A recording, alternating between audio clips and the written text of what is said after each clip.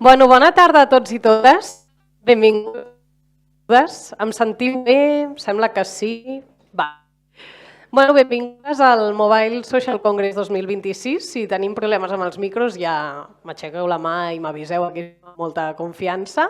Bueno, ja sabeu que aquest és un esdeveniment organitzat per CETEM i aquesta és ni més ni menys que la 11a edició. Això sí, l'objectiu ha sigut sempre el mateix, que és posar el focus en els impactes que tant la producció com el consum de les noves tecnologies tenen en els drets humans i els drets ambientals.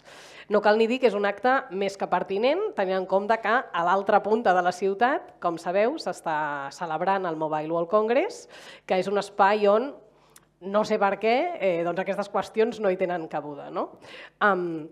Per tant, per això li diem Mobile Social Congress, una mica amb la idea de parlar de desenvolupament tecnològic, però des d'una perspectiva de justícia i de sostenibilitat. És important que sapigueu que aquest esdeveniment també passa gràcies a l'Agència Catalana de Cooperació al Desenvolupament, l'Ajuntament de Barcelona, Som Energia i Pangea, i evidentment també el Canòdrom, que ens ha cedit aquest espai tan xulo i on estarem tan còmodes aquesta tarda. Parlant d'espai, veieu que la sala es va omplint, anirà arribant gent segurament a mesura que avanci la tarda, per tant, a la mesura del possible que les cadires estiguin disponibles per la gent per seure, tema motxilles i tal, que ens ajudem entre tots en aquest sentit. També hi ha persones connectades en línia, si no m'equivoco, allà.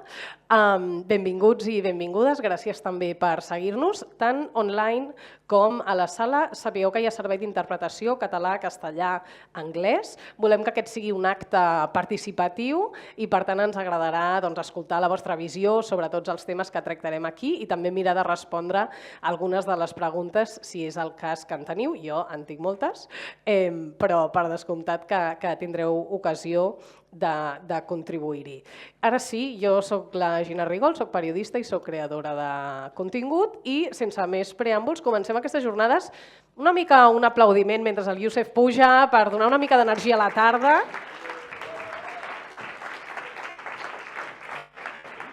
Sí, si estàs còmode aquí. A veure, farem una prova de micro. Potser no cal que l'aguanti, ja se'l sent. A veure, Youssef, com estàs? Molt bé, moltes gràcies. Què tal el tema micros? El sentiu bé? No se me escucha atrás del todo. No, Si no, potser l'hauràs d'agafar i posar-te'l més a prop. Sí, en teoria l'acaben d'encendre, no? A veure, torna-hi. Sí? Ara, molt bé, perfecte. Bé, la primera de les sessions la centrarem, com no pot ser d'una altra manera, sincerament, perquè és el rovell de l'ou de tots els debats tecnològics actuals, que és la intel·ligència artificial. Ens preguntarem de quina manera la intel·ligència artificial reprodueix biaixos que ja existeixen de gènere, racials, colonials i què podem fer una mica per adreçar aquesta realitat. Intentarem tota la tarda anar posant una mica aquest alternatiu esperançador, perquè crec que tal com està el món avui és important, estarem tots d'acord. Ho farem amb una conversa amb en Youssef Aulet, periodista independent i investigador expert en racisme. Ell és el coordinador d'Algo Reis, un projecte que analitza justament l'impacte de sistemes algorítmics i la intel·ligència artificial en els drets i les llibertats de les persones migrades. De fet, també analitza el biaix racial en les forces i cossos de seguretat. Per l'organització Rights International Spain, uns biaixos que segurament es traslladen, ara en parlarem. Ell és conferenciant, divulgador, activista i és un plaer tenir-lo avui amb nosaltres. Jo em vaig tallant. Ens passa a tots? No sé com arreglar-ho. M'apropo una mica. Bàsicament, com que parlaràs tu, de moment això no és un problema. Vinga, deixa'm fer-te la primera pregunta perquè ens expliquis una mica la feina d'Algo Reis, perquè jo n'he fet una pinzellada que no fa ni de lluny justícia tota la feina que feu. Llavors, explica'ns una mica què és Algo Reis, quina és la seva missió i quines són una mica les problemàtiques que abordeu amb la vostra feina. Bueno, primero de todo, muchísimas gracias por contar con Algo Reis, por la invitación y también muchísimas gracias a las personas que habéis acudido a esta jornada, Algo Reis es un equipo, es un proyecto conformado por un grupo de personas que venimos de diferentes ámbitos, del ámbito de... Sobre todo venimos del activismo, ¿no? Y sobre todo del activismo antirracista, pero también de la militancia feminista, y también tenemos a nuestros tequis, que son los que saben en tecnología, porque el resto, bueno, intentamos aportar una perspectiva sociopolítica de la cuestión, ¿no? Y es un poquito también lo que nosotros intentamos desgranar, porque nos damos cuenta de que la tecnología, bueno, a nivel de colectivos con los que nosotros nos mezclamos y en los que formamos parte, cuando se abre la conversación sobre tecnología hay como un distanciamiento, ¿no? De no comprenderlo. Y siempre se me queda una frase en el inicio de Algo Reis, que sumamos ya 5 años. Me río por lo rápido que va el tiempo.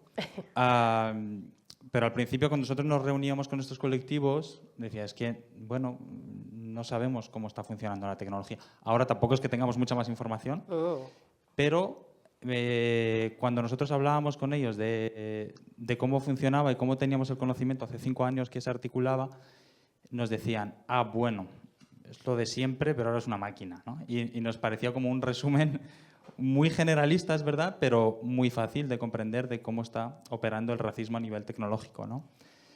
Entonces, bueno, nosotros surgimos con la idea de intentar arrojar un poco más de información a los colectivos y organizaciones antirracistas, a la lucha antirracista y a la sociedad en general, de cómo la tecnología está actuando como un dispositivo más de racialización, como una herramienta, ¿no? Desde la lógica de que al final, bueno, desde mi punto de vista, la raza también es una tecnología, porque la raza nos sirve para estructurar la sociedad, ¿no? Entonces, bueno, la tecnología digital pues, se vale de la cuestión racial para, ¿no? Pues, para seguir manteniendo un orden que es racial, que es colonial, que es patriarcal y que implica muchísimas más cuestiones, mucho más allá del sesgo que pueda tener la tecnología, como veremos ahora. Sí, de fet em sembla que al Algo Reis feu servir una frase que és que els algoritmes prenen decisions sobre les persones, no? Això, per la gent que potser no estigui familiaritzada, com es tradueix? Què vol dir que prenen decisions per les persones? Bueno, quiere decir que, por ejemplo, a nivel de administraciones e instituciones públicas, lo que se apuesta de forma generalizada es por el tecnosolucionismo, por ejemplo, ¿no? Que es que se hagan procesos mucho más rápidos a la hora de pues, cualquier trámite, cualquier servicio, cualquier gestión institucional con la población, ¿no? Entonces, pues, por ejemplo, nosotros hemos publicado varios informes estos años y vemos, bueno, pues como por ejemplo a nivel fronterizo, en el informe que publicamos Tecnología Digital para el Control Migratorio en la Frontera, junto a Euromed Rights, pues veíamos, por ejemplo, cómo se estaban utilizando las tecnologías para impedir que las personas cruzaran las fronteras europeas, ¿no? Y también descubrimos otras cosas como que hay tecnologías que son capaces de detectar los latidos del corazón o de detectar movimientos a distancias increíbles, pero que luego, pues, por ejemplo, tenemos que durante el año 2024 murieron 10.000 personas. O lo que llevamos o el año pasado murieron cerca de 3.500 personas. Entonces, bueno, pues vemos, ¿no?, que se están utilizando tecnologías para tomar decisiones, pero también para ciertas lógicas, ¿no? O si lo queremos llevar a otra cuestión, pues por ejemplo a nivel policial y judicial, hicimos un informe en el año 2023 que se publicó en 2025, que lo que analizaba eran las diferentes tecnologías que se estaban utilizando a nivel policial y a nivel judicial. Y lo que veíamos es que se utilizaban estas tecnologías sin un análisis sociopolítico, por ejemplo, de las informaciones que la policía había ido recopilando todos estos años, ¿no? No engaño a nadie si digo que existe una cosa que se llama perfilación racial policial, ¿no? La policía para más a personas que no son blancas, no porque hayan hecho algo, sino porque el no ser blanco es una sospecha. Esto es algo incuestionable, documentadísimo, y hasta la propia Unión Europea lleva años diciendo a España que haga algo, al Estado español que haga algo con esto, ¿no? Entonces, pues por ejemplo, a nivel policial, a la hora de utilizar tecnologías que detecten personas que predigan, entre comillas, esto de la predicción, qué personas pueden ser criminales o qué barrios pueden ser, están utilizando todas esas informaciones, ya estaban sesgadas racialmente previamente, ¿no? Entonces, pues muchas de estas tecnologías al final lo que están haciendo es reproducir la lógica racial de las instituciones policiales, y esto lo vemos también a nivel de otros operadores. Entonces, cuando estamos hablando de que se utilizan estas tecnologías para tomar decisiones automatizadas, pues estamos hablando de esto, ¿no? De que hay sistemas que toman decisiones y que reproducen patrones. Clar, és interessant que a vegades quan pensem en la intel·ligència artificial pensem en el futur, i els algoritmes i la intel·ligència artificial ja és una cosa del present, no? Has parlat de la tecnologia de fronteres, també de sistemes policials. No sé si tens algun exemple més que pensis, que diguis, no, és que això ja està passant, no? I no ho estem detectant i la intel·ligència artificial ja està aquí. Sí, es decir, en todos los ámbitos, o sea, en cualquier ámbito que queramos pensar, la inteligencia artificial ya está mediando todo el tiempo, ¿no? Por ejemplo, en una cuestión tan sensible, el último informe que publicamos, bueno, no el último, el penúltimo informe que publicamos está enfocado en la lucha contra la violencia de género, ¿no? Y para luchar contra la violencia de género, se intenta abordar desde diferentes perspectivas, pero a nivel policial y judicial se apuesta por las escalas de riesgo, ¿no? Que sería Biogen, para quien lo conoce. Creo que aquí en Cataluña hay otra, que no recuerdo el nombre, pero bueno, en el País Vasco, por ejemplo, hay una que se llama EPVR, Escala de Predicción de la Violencia, y luego se actualizó y de ahí la R. Esta escala de predicción lo que hace es que cuando tú vas a denunciar, te arroja un riesgo, cuando tú, mujer, vas a denunciar violencia de género, te arroja un riesgo de la posibilidad que tienes de sufrir violencia, ¿no? Y claro, como herramienta es útil, pero la cuestión es que simplifica una violencia tan estructural a ítems valorativos que son muy dependientes, por un lado, de la persona que enuncia esos ítems, que interpreta la respuesta de la víctima, y en función a eso además se arroja un resultado que luego va a depender, que luego va a condicionar pues, la protección que pueda tener la mujer, ¿no? Y tiene, probablemente, o sea, tiene una utilidad, pero tiene muchos fallos, y el fallo principal tiene que ver con creer que se puede luchar contra los feminicidios desde ahí. ¿Se puede luchar contra los feminicidios desde ahí? Sí. ¿Pero esa es la única herramienta que va a resolver esta cuestión? No, ¿no? Y creo que un poco, este ejemplo lo pongo porque creo que esa es la idea que se tiene mucho con la inteligencia artificial, ¿no? O con los sistemas de IA en general, algorítmicos, etcétera, que se cree que va a resolver problemas estructurales, que es una solución mágica a todos los problemas que tenemos, y que es neutral, que no se equivoca, que no tiene sesgos, ¿no? Y bueno, solo hay que leer, pues, bueno, pues, por ejemplo, qué es lo que dicen las organizaciones y los colectivos feministas acerca de esta herramienta, colectivos y organizaciones a las que nadie ha invitado a participar en el desarrollo de la herramienta, ¿no? Por poner alguna de las pegas.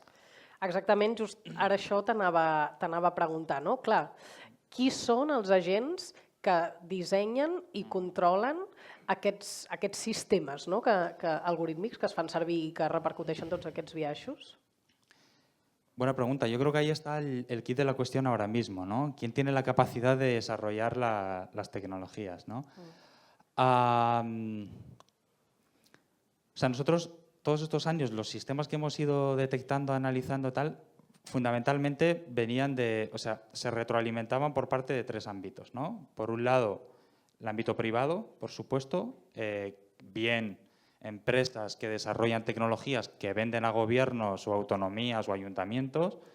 Por un lado, la academia, que muchas veces actúa pues apoyando o bien desde el conocimiento que se genera en la academia a la empresa privada, o la tercera pata, que son las instituciones, ¿no? Por ejemplo, volviendo al caso de Biogen y EPVR, es una herramienta desarrollada por la policía, apoyada en la academia, ¿no?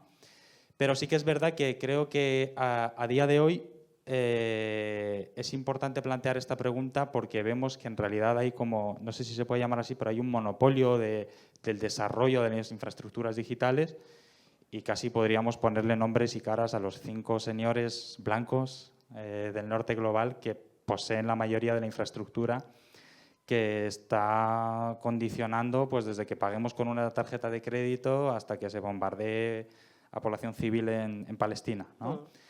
Y esto es importante porque claro, como sociedad tenemos muy poca información, que es una cosa que a nosotros es una cosa contra la que luchamos.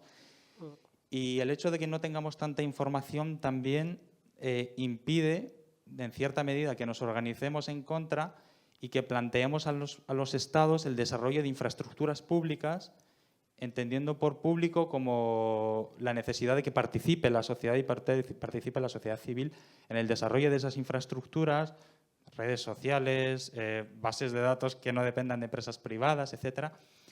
Y bueno, pues al final estas grandes corporaciones, que son las que tienen el monopolio de esa infraestructura, pues tienen la capacidad de chantajear a los estados, ¿no? Luego, si quieres, podemos hablar de la capacidad que tienen los reglamentos y cómo ahora se están torpedeando los reglamentos que se han ido sacando. Y eso viene impulsado, por una parte, pues, obviamente por la administración estadounidense que está en todo, pero también por las grandes tecnológicas que están luchando para cargarse los marcos normativos, los pocos que hay, para poder hacer lo que quieren, no? Estas grandes compañías. Ara, més endavant, parlarem una mica de política pública, però abans, ja que has mencionat, no, tot aquest tema de l'opacitat una mica en la informació, m'agradaria preguntar-te fins on puguis explicar una mica des del GORREIS precisament quines metodologies feu servir per fer tota aquesta investigació, no? Perquè les dades disponibles, com deies, són molt poques i a més entenc que hi ha molt poques ganes de donar-les. Sí, o sea, nuestro cometido principal es reforzar a la sociedad civil y reforzar a la sociedad civil migrada y antirracista, sobre todo, ¿no? Porque además, que me preguntabas al principio por qué surge GORREIS, porque el debate que estaba habiendo sobre IA era un debate muy masculinizado, muy blanco, y que tenía la perspectiva racial desde una lógica de derechos humanos, pero no desde una óptica antirracista o anticolonial, ¿no? Y al final vemos que todo lo que tiene que ver con la tecnología tiene que ver con explotación del sur global. Tiene que ver con la explotación de recursos para el desarrollo de los dispositivos y de las infraestructuras tecnológicas físicas que sostienen todo eso que es la nube, que luego nos explicarán maravillosamente las compañeras de Tu Nube. Y tiene que ver con la explotación de mano de obra del sur global, tiene que ver con el capital económico que generan las fronteras, tiene que ver con cómo estos países se han convertido en lugares de desecho donde mandamos todos los residuos de la tecnología que desechamos aquí, ¿no? Volviendo, que me estoy yendo. Volviendo entonces, o sea, para plantear esta perspectiva, nosotros impulsamos GORREIS e intentamos impulsar un tejido asociativo que desde esa perspectiva luche desde ahí, ¿no? Desde el antirracismo, incorporar la perspectiva de los derechos digitales o en el ámbito digital, o como se quiera entender, dentro del antirracismo, ¿no? Y a partir de ahí impulsamos, con apoyo de otros financiadores y otras organizaciones, impulsamos espacios donde pues participan esas organizaciones con nombres y apellidos, creamos una red de esas organizaciones y a partir de ahí, pues bueno, por un lado detectamos cuáles son las cuestiones que se están moviendo dentro de las personas migrantes y racializadas, cómo está impactando el racismo y cómo puede la tecnología estar incidiendo en esos impactos, ¿no? Y desde una lógica participativa donde esas propias organizaciones también son parte del proyecto, investigación, desarrollo, ¿no? Y luego, por supuesto, son parte, una vez que desarrollamos esas investigaciones, en la incidencia pues, a nivel social o a nivel político con los representantes o quien fuere, ¿no? A nivel de cómo desarrollamos esas investigaciones, bueno, pues desde diferentes lugares, ¿no? En terreno, por supuesto, aunque es muy difícil porque, por ejemplo, cuando hacíamos el tema de la frontera, eso era absolutamente opaco, no se podía, o sea, no podías hablar, lo conseguimos, ¿no? Pero, bueno, creo que no estoy diciendo nada que no se haya dicho antes, ¿no? Pero es muy difícil hablar con las autoridades públicas, te pasa la pelota de uno a otro, todo queda como, ¿cómo se dice? Soy periodista, pero no me acuerdo del concepto, off the record. Sí. Hay mucho oscurantismo, hay mucho también corporativismo y luego hay una cosa que también luchamos con todas nuestras fuerzas para conseguir, que es poner el testimonio de las personas como la referencia y en primer plano, pero es que la gente no sabe que se le están aplicando a estos sistemas muchas veces, ¿no? Y luego también, claro, en una cuestión como las fronteras, pues una persona cuyos derechos o cuya vida misma está siendo condicionada por estas tecnologías, pues no tiene la capacidad para luchar contra ellas, ¿no? Entonces, bueno, hay muchísimas trabas, pero aún así, bueno, conseguimos apoyarnos en otras organizaciones y en investigaciones que han hecho personas previamente y a partir de ahí, bueno, pues intentamos desgranar también las informaciones que nos puedan servir, ¿no? En el caso de Biogenia y PVR, porque es lo más fresco que tengo, pero yo creo que a veces también las autoridades, las instituciones públicas, no sé si decirlo, pero son muy ingenuas porque creo que también se han creído, muchas de las personas que trabajan en ellas se han creído que la tecnología realmente es una solución mágica, ¿no?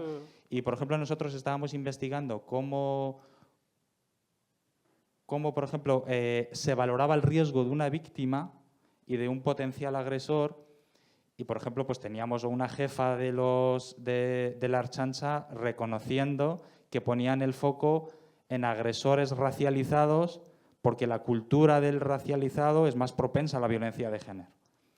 Y eso lo traducían a código, ¿no? O sea, eso se tenía en cuenta como un ítem dentro de... Entonces, pues bueno, pues también ese tipo de cosas que nos hemos ido encontrando todos estos años, que tiene que ver precisamente con la asunción también de muchas cuestiones, muchos prejuicios, muchos estereotipos raciales que tiene la pròpia institució i les persones que treballen dentro, no? Sí, és una mica això que dèiem, no? Que a vegades pensem en intel·ligència artificial o tecnologia, fins i tot en general, i pensem en els robots, no? Ara que surt això del Mobile World Congress o el ChatGPT, però això en realitat està molt més en el nostre dia a dia i sobretot el que tu ara apuntaves, darrere sempre hi ha una persona, o sigui, la tecnologia no és una cosa per si sola, no és una cosa que generi de manera espontània, sinó que hi ha una persona que és qui està dissenyant i donant instruccions a aquesta eina. I en aquest sentit, m'agradaria fer-te una pregunta que està plantejada d'una manera una mica provocadora, però que té un d'allò darrere, que és què és pitjor, una persona racista o una màquina racista, no? Amb la idea de ostres, per què és perillós, per què és tan perillós que es cronifiqui aquest racisme en una màquina? Una mica ho apuntaves, no?, amb la cosa aquesta que, bueno, una persona sempre hi ha la cosa aquesta, bueno, la persona és complexa, la persona s'equivoca, en canvi, pensem que la màquina és perfecta, és la solució perfecta. Pues mira, una cosa que me preocupa mucho es que se está utilizando la tecnología para rehuir la responsabilidad, ¿no? No es una persona que toma la decisión de bombardear tal edificio en Gaza, sino que es una tecnología que se llama Lavender, que es la que va a decidir dónde bombardear. Y esto, y lo siento por repetirme, pero con el sistema Biogenia y PVR pasa lo mismo. Muchos de los jueces, porque al final el resultado que arrojan este tipo de herramientas son los que luego condicionan decisiones a nivel judicial, por ejemplo, la protección de las medidas que se le pone a una mujer que es víctima de violencia, superviviente de violencia de género. Claro, ¿qué va a hacer, no? O sea, uno de los jueces que decía, claro, es que no es lo mismo, con los indicios que yo tengo, tomar la decisión de que esta mujer no necesita protección, que si el sistema me dice que no la necesita, no, que sí la necesita y no se la pongo. Porque entonces, quiero decir que al final, si lo que dice el sistema, yo lo voy a seguir porque luego es la responsabilidad del sistema. No vaya a ser que a esta mujer la maten, ¿no? Porque el sistema ya ha dicho que no necesita protección y yo lo sigo, pero porque me he dejado llevar. No, como esa rehuir. Y esto también lo estamos encontrando a nivel fronterizo también. O sea, estamos ahora en un punto en el que nos han metido tan en vena que la tecnología es una solución mágica para todo, que va a decidir, por ejemplo, algo tan fundamental como el derecho al asilo, ¿no? O sea, se legisla para que sobre las personas migrantes se puedan utilizar todo tipo de tecnologías, incluso aquellas que van a estar prohibidas sobre personas europeas. Hasta el punto de que pues, se van a poder utilizar sistemas de detección de mentiras, por ejemplo, que son sistemas pseudocientíficos que la propia Unión Europea dice que son científicos, que no sirven, pero los vamos a utilizar en la frontera para ver si una persona está mintiendo cuando quiere acceder al derecho al asilo, ¿no? Se está rehuyendo la responsabilidad y obviamente con un fin político de impedir que las personas pues, se muevan del sur al norte global, impedir que vulnerar los derechos de las personas. Y hay una cosa que me gustaría decir sobre ChatGPT, porque lo has nombrado y lo quiero decir. Y es, por ejemplo, hablando con varias compañeras, y es una cosa que nos pasa dentro del mundo de las ONGs y tal, que es que ahora en muchas ONGs te piden saber usar ChatGPT para contratarte. Es una cosa que me revienta en la cabeza porque, por un lado, son, y lo sé porque lo he investigado, organizaciones que trabajan con personas migrantes que por lo que sea, por la precariedad con la que trabajan, por la falta de tiempo, con lo que sea, o sea, muchas veces salen de situaciones complicadas a través de ChatGPT e incluso son personas que dentro de las organizaciones utilizan ChatGPT para desarrollar proyectos de financiación, ¿no? Y claro, es que ya no es que me parezca poco ético, es que me parece lanzar piedras sobre nuestro propio tejado, porque, vamos a ver, es que ChatGPT pertenece a OpenAI. OpenAI es una de esas grandes corporaciones que mencionaba al principio, que sin irnos más lejos, forma parte del entramado que financió la administración Trump para que Trump llegara al poder.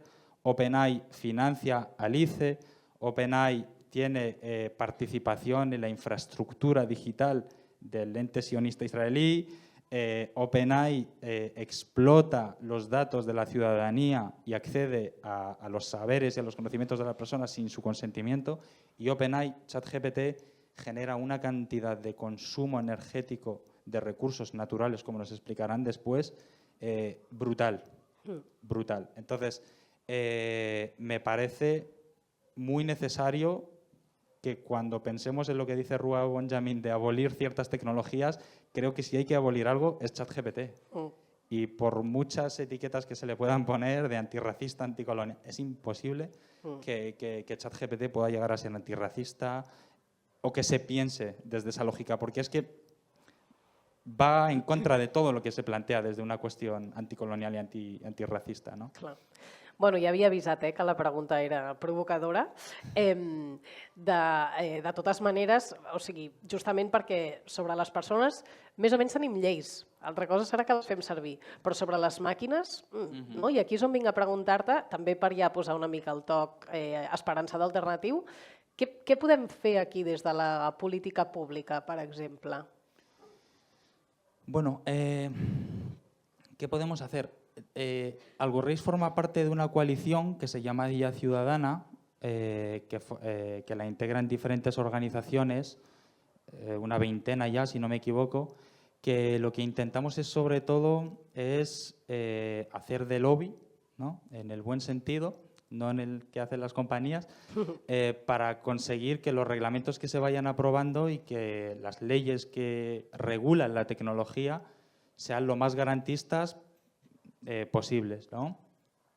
Y una de las cosas que trabajamos desde Yo Ciudadana tiene que ver con la transparencia, no como una solución mágica a todo esto que estamos poniendo sobre la mesa, pero sí como un derecho básico y fundamental para participar en el debate acerca de las tecnologías, sus impactos y su necesidad social, ¿no?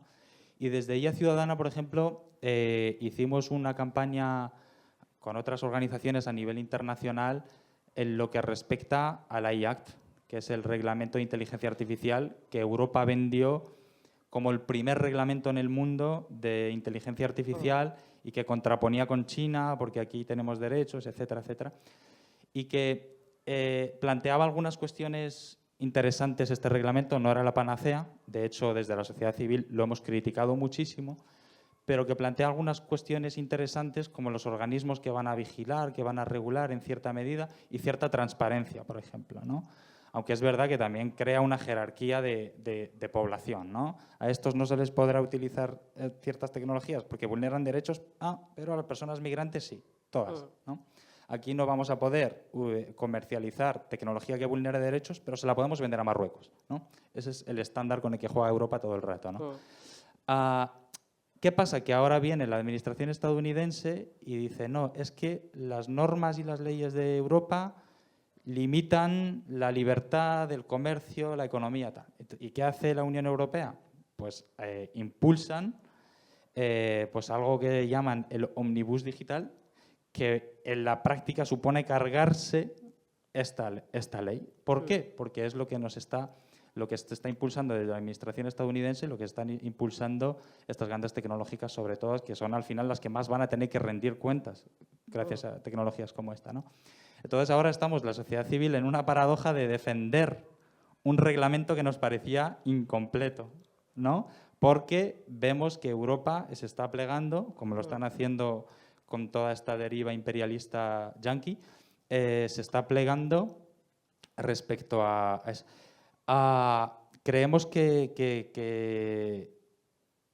también se coopta, o sea, se le roba a la sociedad la capacidad de participar en este debate. No hay información, los plazos que se nos da para participar en el debate acerca de estos reglamentos, la poca transparencia que hay acerca del Omnibus, la poca transparencia que hay acerca del ICE que nos quieren traer aquí a través del reglamento de retorno del que no se está hablando. Y eso nos impide pues, que como sociedad podamos estar participando y planteando políticas destinadas, pues, por lo que decía al principio, ¿no? De por qué no somos capaces de desarrollar infraestructuras públicas donde decidamos los datos que se recojan, para qué fin, etcétera, etcétera, ¿no? Y creo que es un poquito desde allí desde donde tenemos que intentar informarnos, impulsar a las organizaciones y los espacios que están intentándolo des d'ahir. Una última pregunta abans d'obrir torn del públic. Aneu pensant, també els que ens seguiu des de casa. Creus que és possible tenir una intel·ligència artificial sense tots aquests biaixos? A ver, es que yo no creo que el problema sea la inteligencia artificial como tal, sino que en un sistema capitalista como este, plantear o sea, la forma en la que se plantea la inteligencia artificial es para ese fin, ¿no? Es decir, cuando me dicen ¿cómo puede ser pues, la inteligencia artificial antirracista? Pues desde diferentes puntos de vista, ¿no? Desde el punto de vista más individual de que se reproducen sesgos a nivel tecnológico, pues habría que conformar equipos de personas que estén formadas, donde participen las organizaciones antirracistas, donde, pues, por ejemplo, no se implementen tecnologías en las universidades que si eres una mujer negra o con hijab te dice que no hay un humano detrás, ¿no? A la hora de reconocer. Eso por un lado, pero por otro lado es que si no cuestionamos el sistema que tenemos es difícil poder desarrollar tecnologías que se salgan de esos parámetros, ¿no? Entonces, yo no puedo pensar o concebir una tecnología, que no digo que no las haya, o sea, hay iniciativas pues desde bases de datos o repositorios de lenguas minoritarias que van desapareciendo y que se codifican para mantener... Lo que digo es que no se puede pensar que la tecnología puede ser plenamente antirracista mientras exista un sistema capitalista y racista. Igual que no puede haber un sistema que luche contra los feminicidios si no se abordan los feminicidios desde todos los ámbitos, ¿no? Creo que hay que abrir mucho más el paraguas para poder pensar siquiera en esos términos, y eso es lo que intentamos desde Algo Reis. Molt bé, algú del públic té alguna pregunta pel Youssef, algun comentari? Tenim algú amb micro? Sí, ella? Ah, sí, tant. Agafa. Sí, en teoria està encès, a veure. Hola? No s'escolta. Ara sí. Vale, Ara. Bueno, primero que nada, muchas gracias por la exposición. Ayer estuve en una masterclass con Marta Handenauer, que era también sobre inteligencia artificial, sesgos, y dejaba claras dos cosas. Una, que la inteligencia artificial tal cual lo conocemos, que no es ni inteligente ni artificial, es totalmente centrada en el patriarcado y en la blanquitud y en todas las formas de estructuras opresivas que conocemos. Ella, como una forma alternativa, lo que está haciendo es, a través de la inteligencia artificial generativa, crear documentos que hablen sobre las vivencias de gente que normalmente solamente son datos. Pero ahora, escuchándote hablar, te preguntaría cómo te resuena a ti esa frase de Andreu Lorde, de que las herramientas del amo no desmantelan la casa del amo. Es decir, ¿cómo hacemos para trabajar con la inteligencia artificial si son herramientas del amo? Gràcies. Sí, bueno, creo que un poquito es lo que intentaba yo de plantear cuando hablaba de ChatGPT antirracista, ¿no? Quiero decir, o sea, tú puedes usar ChatGPT si eres consciente de lo que es, ¿no? Pero no vas a poder cambiar su finalidad y el encaje que tiene a nivel, pues, de estas grandes corporaciones que ahora sabemos que, bueno, tienen muchas de ellas finalidades militares, ¿no? Pero, por ejemplo, a mí, una de las cosas que desde mi punto de vista me parece bastante interesantes es, por ejemplo, lo tenía por aquí apuntado, una cosa que se ha hecho en los Estados Unidos, y no recuerdo exactamente cómo se llamaba, pero creo que eran Rapid Response Networks o algo así, que son, bueno, redes sociales, vecinales, tecnológicas que crean la propia ciudadanía en Minneapolis y en los Estados Unidos para ponerse en contacto y avisarse de dónde pueden estar las redadas y, bueno, pues mandar a la gente a refugios o a que las personas blancas vayan acompañando a las personas migrantes, etcétera, ¿no? Creo que hay cierto margen que nos permite, ¿no? Que nos permite relacionarnos con el sistema desde sus propias herramientas, ¿no? Lo que pasa es que a mí me cuesta pensar que podemos superar esas lógicas desde ahí, ¿no? No sé, hay una pregunta que nos hacíamos en Algo Risas al principio, que era, cuando queramos defender una tecnología, preguntarnos si realmente la necesitamos, ¿no? Y, o sea, yo realmente necesito esto. Y una cosa que hace Rua Benjamin es decir, bueno, pues es que a lo mejor lo que necesitamos son espacios vecinales de formación feminista y antirracista, y no preguntarle a ChatGPT la vida y el pensamiento de Audre Lorde, ¿no? Sino que sea personas que han leído, que han vivido, o que no necesariamente hayan escrito, sino que viven el racismo en su piel o el machismo en su piel, y son capaces de trasladarnos esa pedagogía más allá de esas tecnologías, con todas las implicaciones que tienen, ¿no? No sé, a mí me cuesta mucho también, porque lo puedo llevar a otro ámbito que tiene que ver, por ejemplo, con el ámbito policial, ¿no? Cuando se nos dice mucho esto de, es que el problema, y es una cosa que se me ha repetido muchos años, es que el problema del sesgo policial tiene que ver con que no hay policías moros y negros. No, perdona. En Estados Unidos tenemos a polis negros matando negros, a polis racializados, ¿no? Entonces, porque las propias instituciones y las propias infraestructuras están pensadas desde esas lógicas, ¿no? Podemos hackearlas, que me parece fundamental hacerlo, como estaba diciendo, ¿no? Pero creo que tenemos como que pensar siempre un poquito más allá de esos límites, ¿no? Y creer un poquito en las utopías. Yo creo que hoy en día, con todo lo que está pasando, que pensábamos que no iba a pasar, creo que también tenemos derecho a pensarlo, pero de forma positiva, ¿no? Somos capaces de trascender todo esto, de pensar, no sé, en un mundo donde la tecnología, no sé, o sea, creo que es importante también creer que se puede vivir mejor y con menos tecnología, no?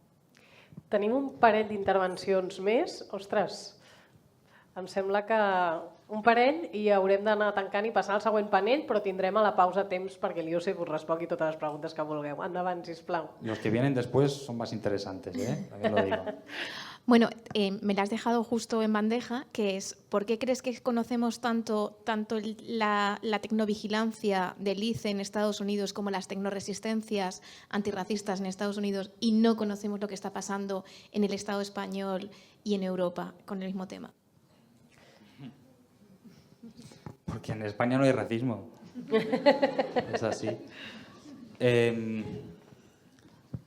No sé, comentaba la compañera Gina al principio que una de las cosas que venimos haciendo en RIS es investigar el sesgo racial de la policía.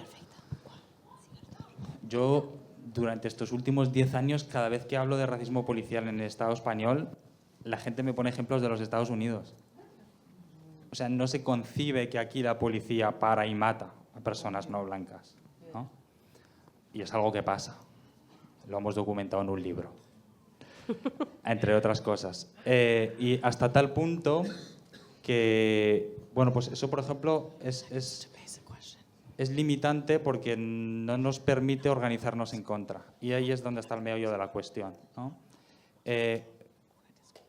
Porque también la propia noción y la comprensión del racismo y del colonialismo que tenemos en Europa, en este caso en el Estado español, está muy limitado a una comprensión del racismo desde una óptica de moral, individual, de personas malas y tal, ¿no? Y justamente es interesante lo que planteas, el binomio policial, control migratorio, tecnología, porque ahora mismo la Unión Europea, ahora mismo en este preciso instante, está votando para traer al ICE aquí. Y esto la gente no lo sabe. Y los medios de comunicación no hablan de ello. Y no porque no se lo hayamos trasladado muchísimas organizaciones que estamos trabajándolo. Entonces, bueno, como periodista, pues tiendo a creer que hay una intencionalidad política en no hablar de ello. Porque además, algo que va a formar parte de ese entramado de securitización, como has dicho, que al final luego redunda en un control social generalizado, pero que siempre tiene en el centro a las personas que están en los márgenes, se va a desarrollar sobre tecnologías. Eso es lo que ha hecho el ICE, ¿no? El ICE se vale de las informaciones de ChatGPT, se vale de las informaciones de Palantir, se vale de las informaciones de nuestras redes sociales, de lo que le pregunta. Y aquí se plantea lo mismo, que sean las tecnológicas las que le van a pasar la información a las autoridades policiales de los Estados miembros para hacer redadas en sus vecinos y vecinas y expulsarlos y mandarlos a centros de deportación, ¿no? Perdona, és que Ja no, està, no vull sí. tallar. Tenim La una última altra- molt breu. Sí, tenim una última pregunta. Endavant. Tengo una pregunta. Hola, soy Cali. Muy interesante tu charla, gracias. Quería preguntar, bueno, voy a decirlo en inglés igual porque voy a tener errores gramáticas, pero ¿piensas que es posible, bueno, voy a intentar, ¿piensas que es posible como tener una IA realmente feminista cuando, ahora voy a cambiar en inglés, when really like a lot about AI is also about land and and like people having land back, and like with data centers being built like in marginalized neighborhoods or like with like resource exploitation, is it really possible to have a future that's like an ethical AI or like an anti-racist AI? Because like the data centers are being put in like poor neighborhoods, black neighborhoods, and like kind of being exported to other countries as well. So would it be possible, do you think, to have like a feminist AI or like ethical AI in that sense? Gràcies. ¿Me lo puede traducir alguien? Sí, diu, pregunta y así que nos si lo realment... traducen a todos también. Sí, que si et pregunta que si realment creus que és possible que existeixi una intel·ligència artificial ètica, especialment tenint en compte hi ha una mica la part física de la IA, no?, que també es produeix com en terres i en espais no?, normalment de col·lectius marginalitzats. I si pot ser també realment feminista una mica en la mateixa línia. Sí, es lo que yo creo que es lo mismo que planteaba antes, ¿no? Desde la lógica. Nosotros en Algorris lo cogemos desde la lógica racial, pero creo que vale la misma respuesta, ¿no? En Algorris, de hecho, que lo decía por aquí la compañera que ha preguntado, en Algorris no hablamos de inteligencia artificial, hablamos de sistemas sociotécnicos, porque al final lo que decimos es que son herramientas que se desarrollan en contextos culturales, políticos, legislativos, determinados por lógicas de poder. Entonces, esas herramientas van a estar subordinadas a esas lógicas y a esos contextos y a esas leyes. No va a haber una tecnología que trascienda la ley de extranjería. pero sin embargo sí que hay empresas y corporaciones que se aprovechan de la ley de extranjería para explotar a los trabajadores, ¿no? No sé, yo creo, o sea, sin demonizar tampoco todo lo que tiene que ver con la tecnología, porque hay una cosa maravillosa que se llama el Cediverso, que yo, pues estoy intentando aprender y entender cómo funciona todo eso, donde hay gente maravillosa haciendo cosas al margen de esas redes sociales y esos espacios algorítmicos, adictivos, tan destructivos y tan extractivos de tus datos, ¿no? Y ahí sí que eso sí que es una plaza pública, ¿no? Y no TikTok o X o cualquier otra red social, ¿no? Entonces, la respuesta a tu pregunta, yo creo que no, pero siempre desde esos matices, ¿no? Y por acabar, o sea, yo pido a la gente que busque la información sobre la coalición de IA Ciudadana, que nos busque, porque son personas que todas hacen un trabajo increíble, ponen muchísimo tiempo y muchísima energía para garantizar y proteger los derechos de la ciudadanía en general, y porque hay muchísimas cosas que se están debatiendo que nos afectan y nos van a afectar el resto de los años que vienen y que no estamos participando, no estamos en esos debates, ¿no? Pero digo ya ciudadana y puedo decir tu nube seca mi río, puedo decir a mi gente en México y en Estados Unidos, o puedo decir Equinox a nivel europeo, ¿no? Entonces, creo que es importante conocer todas estas iniciativas y todos estos espacios, porque son al final quienes nos están protegiendo frente a las grandes tecnológicas que tienen todos los medios y todos los canales disponibles para seguir vendiéndonos lo que no és. Molt bé, Josep, doncs moltes gràcies. Avui en coneixerem unes quantes d'aquestes. Un fort aplaudiment tothom, si us plau, pel Josep. Gràcies. Gràcies.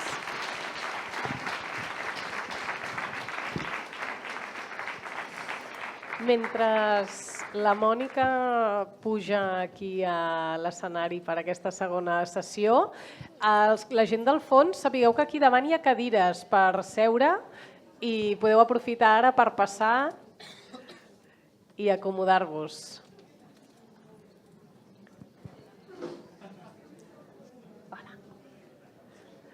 Podeu canviar el cartellet? Estan allà. Mònica. Hola.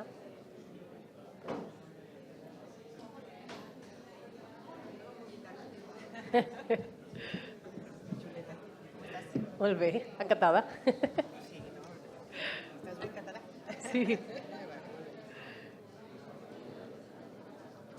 Va bé que faci en català? Sí, porto l'interès. Ah, vale. No és que ha sigut amb tothom d'allà. Sí, tant. Val, doncs mentre la Mònica s'acaba de preparar i tothom es va instal·lant, us vaig explicar en aquesta segona sessió de la tarda. Hem volgut tractar una qüestió que pels no experts, és a dir, persones com jo, no sé si algú més a la sala, no és habitual, que és fer aquesta connexió entre les Big Tech i el tecnofeudalisme amb l'agricultura i la producció agrícola. I per tenir aquesta conversa parlarem amb la Mònica Vargas. Ella és investigadora i activista i fa més de 20 anys que està vinculada a diverses organitzacions de la societat civil. El seu enfocament principal en la investigació ha estat l'impacte de les empreses transnacionals, els acords de lliure comerç, el deute ecològic i la sobirania alimentària al sud global. Ella forma part de GRAIN, que és una organització internacional que treballa donant suport a camperols i camperoles i moviments socials que precisament el que fan és lluitar per aconseguir aquest sistema alimentari que es basi més en la biodiversitat i en la gestió i el control comunitari. Mònica, moltes gràcies per acompanyar-nos. Com estàs? Sí, idealment hauries de poder agafar el micro, a veure. No, tranquil·la. Hola. Sí? Sí? Hola? Sí, hola. Molt bé. Com estàs? Ben arribada. Aquí, preparada amb l'ordinador i tot. Bé, moltes gràcies, sí. Vinga, abans de començar, jo crec que és important aterrar alguns conceptes i el primer seria com defineixes tu tecnofeudalisme, no? I especialment, per si algú dels assistents ha sentit a parlar d'altres conceptes com el capitalisme digital o el monopoli tecnològic, una mica com es diferenciaria. Vale. No, pues primer de tot, moltes gràcies per la invitació i és un privilegi estar aquí i veure tanta gent jove també, no? Y donas. Yo me iré al castellano, pero les entiendo bien el catalán, ¿vale? A ver, nosotros en Grey no somos especialistas para nada en tecnofeudalismo ni en digitalización, pero sí hemos usado… Sí, tranquil·la, tranquil·la. Sí hemos usado el término de tecnofeudalismo, nos hemos inspirado del trabajo de Yanis Varoufakis, que no es el único que habla de tecnofeudalismo, también está Cédric Durand, por ejemplo, y realmente hay un debate grande en torno a eso, ¿no? Nos hemos inspirado de eso porque nos sirve para entender cuál es el problema con la digitalización en el ámbito de los sistemas alimentarios, ¿no? Y Varoufakis lo que hace es que dice que ha habido como, por un lado, ¿no? Por un lado ha habido un montón de dinero que viene de los bancos centrales en la crisis financiera que va al sector financiero, ¿no? Y por otro lado hay una concentración cada vez más fuerte de las plataformas digitales y todo eso ha contribuido a crear un nuevo tipo de organización económica. Y ese tipo de organización económica se basa en señores feudales que están realmente controlando, digamos, unos feudos con las plataformas digitales y se basa en un sistema de servidumbre. Hablamos de feudalismo porque, claro, nos estamos rememorando lo que pasaba en la Edad Media, ¿no? ¿Y por qué feudalismo y por qué servidumbre? Porque nosotras, con la, digamos, generación de nuestros datos gratis, ¿no? Para las plataformas en muchas de nuestras interacciones, estamos alimentando, ¿no? A ese capital que no está produciendo nada. Y en esas plataformas también quienes venden los bienes, por ejemplo, un productor que vende sus bienes dentro de Amazon, está dentro del espacio de Amazon, tiene que pagar una cuota para acceder a los consumidores, ¿no? Pero es cautivo ahí dentro, ¿no? Entonces, ellos están extrayendo, son realmente un capital rentista, no es el único, también a nivel financiero lo hay, ¿no? BlackRock y todas estas, ¿no? Pero es un capital rentista que está extrayendo de los consumidores y de los productores, ¿no? I per això s'està parlant d'aquest sistema feudal. No? Clar. Com es concreta exactament aquesta relació de dependència? No? Perquè tots com a usuaris potser fem o coneixem d'algú que interacciona amb aquestes plataformes i per tant sabem que fan mercadeig amb les nostres dades, però quina és l'aplicació que té específica això en la producció agrícola? A ver, en los sistemas alimentarios tenemos, a nivel global, tenemos un gran problema desde hace tiempo y Grey lo trabaja con mucha otra gente y tiene que ver con el control monopólico. Hablamos de unos oligopolios muy importantes en grandes partes del sistema alimentario, ¿no? Son las Big Ag que les llamamos, ¿no? Las grandes del agronegocio. Y lo que está pasando es que están confluyendo cada vez más con las Big Tech, están trabajando juntas, ¿no? Y están yendo a por mercados que son muy importantes, por ejemplo, India y China, donde está la mayoría del campesinado a nivel global, aplicando ese sistema y extrayendo cada vez más datos del campesinado, pero también definiendo qué tiene que producir, cómo tiene que producir, por supuesto, comprando los insumos a estas grandes del agronegocio, ¿no? Quién va a recibir los créditos y controlando datos tan personales como los datos médicos, ¿no? De campesinos en China o en la India. ¿Y eso qué quiere decir? Quiere decir que ellas pueden definir e incidir directamente en cómo se produce, ¿no? Además de todos los problemas de privacidad que puede haber. Es esta confluencia, ¿no? O convergència, si quieren, que és realment un gran problema, és un preocupant. Sí, justament una de les preguntes, després parlarem de la protecció de dades i la privacitat. Qui controla veritablement aquestes dades, no? I amb quina finalitat, una mica ara ja ho apuntaves, però quins interessos tenen en tenir tot aquest control sobre el mercat agroalimentari? Nosotros hemos trabajado, por ejemplo, el tema de la India y de China, pero también viendo casos en otros lugares, ¿no? Y en la India, Microsoft es ampliamente dominante. Hay como 6.000 pequeñas empresas emergentes del agrotech, pero todas están en la nube, que se llama Azure, de Microsoft, ¿no? Y Microsoft trabaja con instituciones del gobierno, también universidades, ¿no? Y también con empresas del agronegocio. Y no solamente están recopilando los datos, ¿no? Pero también están, con el control de la información que tienen, están orientando digamos, al campesinado para ver cómo se tiene que mover, ¿no? Este poder, o sea, para que se haga una idea de las cifras, en total, Microsoft está construyendo una base de datos digital que se llama GRISTAC con el gobierno indio, y cuando la acabe, que es pronto, va a tener acceso a registros de tierras e información sobre 50 millones de agricultoras y de agricultores en la India, ¿no? Estos son como datos muy importantes. Y claro, Microsoft no solo opera en la India, Microsoft opera a nivel global. Y con la presión que hacen estas empresas para que los datos puedan fluir libremente de un país a otro, realmente todo esto está alimentando, está inyectando, digamos, plataformas mucho más globales, ¿no? En realidad, la India y China son laboratorios para estas empresas, ¿no? I què significa aquesta dependència, no? Perquè entenc que al final aquí el que genera és una relació de dependència dels camperols amb aquestes grans tecnològiques. Quines implicacions té això en relació a la sobirania alimentària del sud global? Como te decía, el tema de... Cuando hablamos de soberanía alimentaria estamos hablando de que podamos decidir de forma autónoma, colectiva, justa, qué comemos, ¿no? Eso es sumamente clave porque somos lo que comemos, ¿no? Y que también podamos tener un sistema alimentario que no emita 1/3 de las emisiones globales de efecto invernadero, ¿no? Por ejemplo, con muchos otros problemas además que hay. Eso está en riesgo a causa de esta convergencia de la que estoy hablando, ¿no? Para que se hagan una idea, en China, que es el otro mercado así como importante para estas empresas, la mayoría de las fincas son fincas de menos de 1 hectárea. Pero el sistema MAP, que es de Syngenta, o sea, así como Microsoft domina en la India, es Syngenta, que es China, domina en China. Lo que está haciendo MAP con su plataforma digital, Syngenta con la plataforma digital MAP, es empujar a que las fincas pequeñas se vayan fusionando porque su plataforma no está adaptada a las pequeñas fincas, ¿no? Eso quiere decir que está transformando la estructura, la propiedad de la tierra en China, no es poco decir, ¿no? Es una influencia enorme, ¿no? Además de que está jalando de nuevo datos del campesinado, porque de nuevo, Syngenta es también global, ¿no?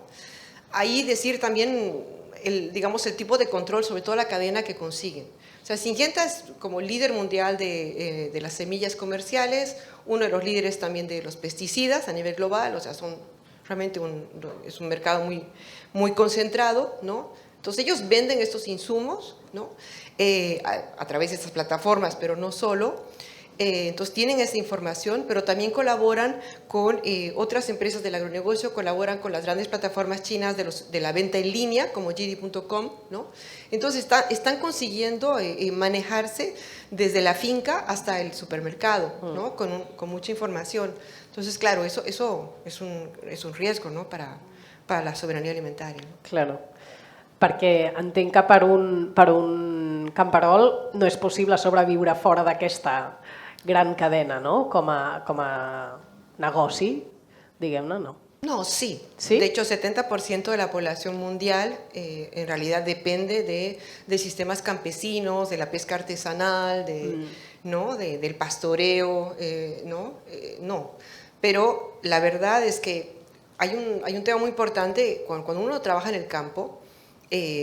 Antes, ¿no? Lo que tenía el Estado estaba obligado a guiar, bueno, a apoyar con lo que se llama los servicios, ¿no? Entonces te daba orientación agronómica, etc.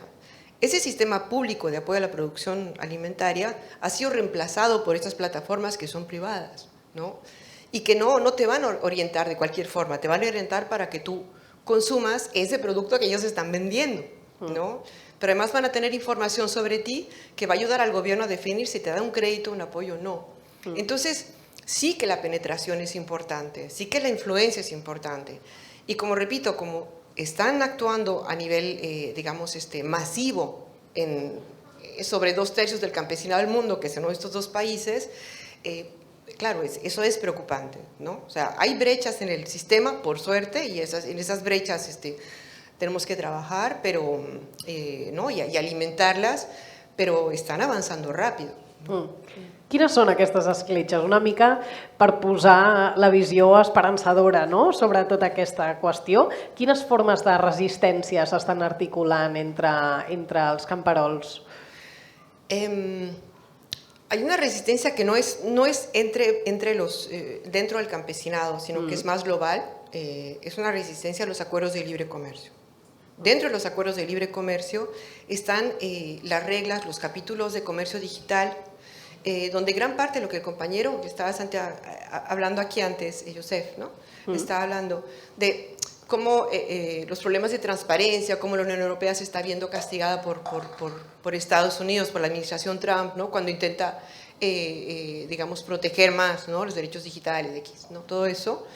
Eso se está negociando en acuerdos de comercio digital que son empujados sobre todo por Estados Unidos, ¿no? Entonces, hay resistencia a eso y, bueno, tiene que crecer esa resistencia, pero hay resistencia que podría crecer porque lo que pasa es que se sabe muy poco, son así como se habla del algoritmo, ¿no? O toda la tecnología que hay detrás de esto, se habla muy poco de qué pasa en esas negociaciones. Pero o sea, si quieren, la historia corta es que las grandes tecnológicas de las que hablaba Joseph, ¿no? Principalmente estadounidenses, operan en Estados Unidos y en paraísos fiscales. ¿Por qué? Porque quieren evadir impuestos y necesitan países donde la regulación sea más laxa, ¿no? Y por tanto presionan, es un lobby muy importante en estos acuerdos de comercio digital que son sobre todo empujados por Estados Unidos, la Unión Europea, Singapur, clave Singapur, ¿no? Y con eso están presionando a un montón de otros países para que, básicamente, y eso es uno de los puntos de resistencia cuando uno pelea contra estos acuerdos de comercio digital. En primer lugar, los datos puedan ser localizados en el país, ¿no? Porque gracias a estos acuerdos comerciales se prohíbe que los países puedan pedir a una empresa que le ofrece sus servicios que los datos se queden en el país. Por eso, más de un tercio de los centros de datos del mundo, de los más de 10.000 centros de datos del mundo, están en Estados Unidos. Ahí se están guardando los datos. ¿Por qué? Por lo que decía antes, paraíso fiscal, reglas laxas, ¿no? Entonces, una idea es esa, bueno, una propuesta, y es lo que están logrando imponer. Uno, que los datos no se puedan mantener en un país. Si uno no puede tener acceso a los datos, uno puede tener, esta segunda demanda es que no puedan tener acceso a los códigos fuente y a los algoritmos, se produce lo que estaba diciendo Joseph, que todas las políticas antidiscriminatorias no las podemos verificar en los algoritmos, porque no nos dan la clave en los algoritmos, porque son privadas. Eso lo encadena el acuerdo de comercio digital. Y finalmente los impuestos, ¿no? 50% de las ganancias de las grandes multinacionales de Estados Unidos, 50% viene de los paraísos fiscales. O sea, está registrado en paraísos fiscales. Y quieren que eso se mantenga, ¿no? Entonces están haciendo un bullying, o sea, Trump lo hace dentro de los acuerdos digitales o también entra mediante las presiones con las tarifas, ¿no? Para que los países, digamos, mantengan ese status quo que hace que las grandes tecnológicas estadounidenses no pagan impuestos en el mundo, ¿no? Y esto se pelea en la Organización Internacional de Comercio, pero también en la OCDE. Ahora, ¿cómo se está resistiendo a esto? Voy acercando a lo que tú dices. Hay una infinidad de iniciativas que giran en torno a la propiedad intelectual en el mundo campesino.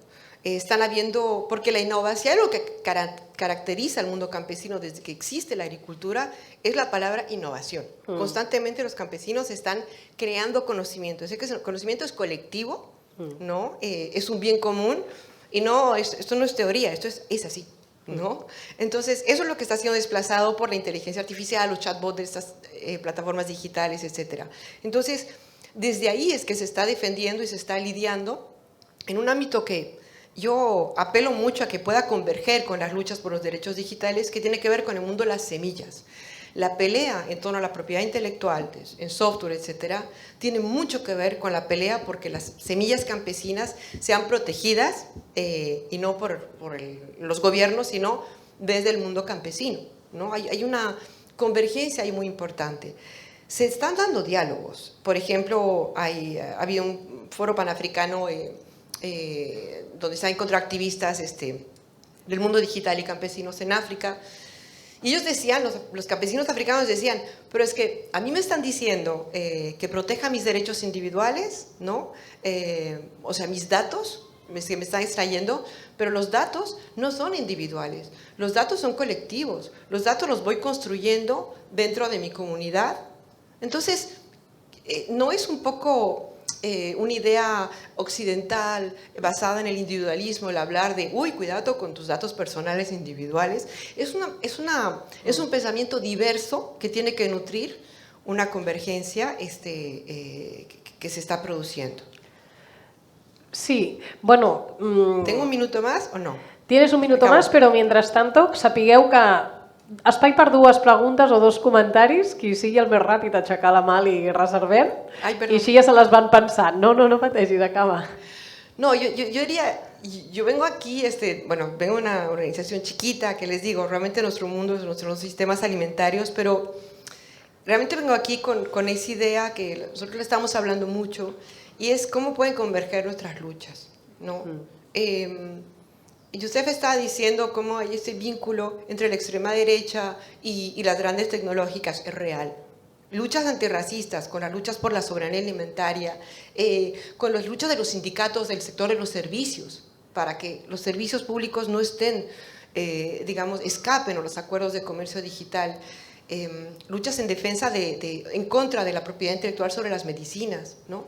Hay una posibilidad de confluir nosotros que es muy importante, ¿no? Yo creo que es como, bueno, yo no, mi organización cree que es como una de las grandes respuestas que podemos dar, ¿no? Algú havia aixecat la mà? Mira, ella aquí. Perfecte. Vale, pues, Endavant.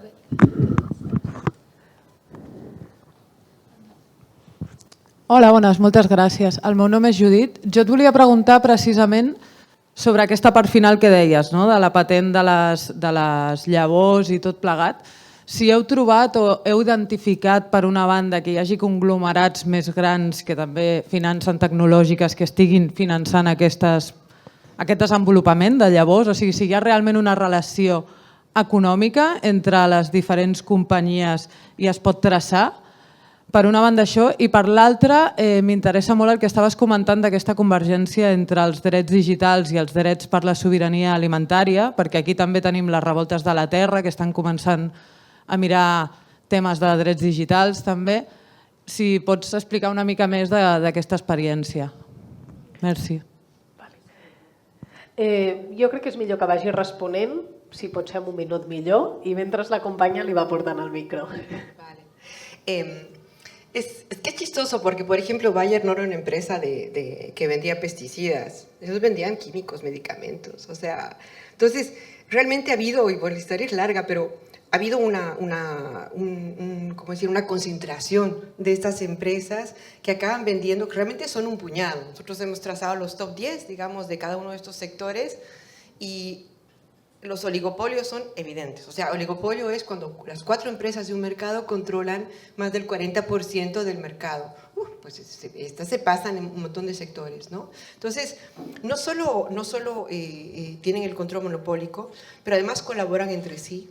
Además, integran nichos, digamos, los biopesticidas, por ejemplo. Yo Bayer te vengo pesticidas, pero además te voy a vender pesticidas ecológicos, ¿sabes? Entonces, no, sí, esa concentración de poder es brutal. Y bueno, se está monitoreando. Hay un montón de grupos que le están monitoreando, ¿no? Y tienen sus respectivos lobbies, así como las tecnologías tienen un montón de lobbies, ellas tienen sus respectivos lobbies y son importantes, ¿no? Y se comunican. Y sobre esos diálogos, pues, están habiendo cada vez más, ¿no? Yo creo que en las revueltas de la tierra en Francia, ¿no? Que es lo que yo más he seguido, digamos, ese vínculo entre los movimientos ecologistas y el mundo de la soberanía alimentaria es súper clave, ¿no? Por ejemplo, en esta convergencia que les comentaba, algo que se da en Chile, donde hay peleas contra los centros de datos. Chile tiene una crisis hídrica brutal, y ahí se están con los centros de datos, pues ahí quien pelea son las comunidades campesinas, ¿no? Pero también los ecologistas, ¿no? Y luego hay otro mundo que me he dejado de lado, pero que también es clave, es el de la justicia fiscal, ¿no? Todas las luchas contra la deuda ilegítima, pero también que defienden, ¿no? El hecho de que se paguen impuestos, caray, ¿no? Ellas también tienen que estar ahí, ¿no? Está como hirviendo el agua. Nomás hay que ver cómo nos ponemos más al corriente de lo que está pasando, nos comunicamos más al respecto, yo creo. El company? Hola, moltes gràcies. Em dic Enric. Et volia fer una pregunta respecte a una que desconec, que és el sistema agroalimentari als Estats Units, però amb tot aquest fenomen algorítmic hi ha des de protestes ciutadanes als Estats Units per grans centres de dades que estan tenint també aquest pacte hidrològic, o amb l'ICE també hi ha constància de demostracions públiques de rebuig, i sembla que hi ha cert activisme que jo en aquests dos sentits tinc com vist, però el laboratori dels Estats Units agroecològic són pagesos que ja estan subsidiats fins al punt que no els importa això, han testejat també o ja estan tots cooptats per grans empreses. No sé si tens dades de si pot haver-hi també revoltes o algun grau de rebuig dels Estats Units a aquest fenomen agroecològic. Pues yo lo que leí hace poco que me pareció súper bonito es como, les decía, ¿no? De los 10.000, más de 10.000 centros de datos que hay en el mundo, pues un tercio o más en Estados Unidos, pues están resistiendo a los centros de datos allá, los payeses, ¿no? Están rechazando ofertas de 30, 50, 80 millones de dólares por sus tierras. O sea, las empresas de centros de datos están ofreciendo $50,000 por hectárea, ¿no? Y hay países en Kentucky, por ejemplo, que están resistiendo. Están diciendo, no vamos a vender porque vas a arruinar la tierra, esto ya no se va a poder. Y entonces están siendo obligados a través de los contratos de energía. Las empresas energéticas dicen, necesitamos la tierra para proyectos ¿cómo se llama? Estratégicos, etcétera. Pero así los están intentando doblegar. No, Estados Unidos hay realmente una resistencia súper importante, y de hecho a nivel de derechos digitales también, ¿no? Lo que yo no he visto en Estados Unidos, pero sí lo he visto en IELENI, por ejemplo, que es donde ha habido el gran foro de la soberanía alimentaria a nivel mundial, sí que se ha hablado mucho y ahí habían países de Estados Unidos, se ha hablado mucho de la idea de esta convergencia que les hablo, también con el mundo de la salud, etcétera, ¿no? Y sobre todo de la dimensión colonial que hay en la digitalització, no? Moltes gràcies, Mònica. Gràcies. Un aplaudiment, sisplau. Merci.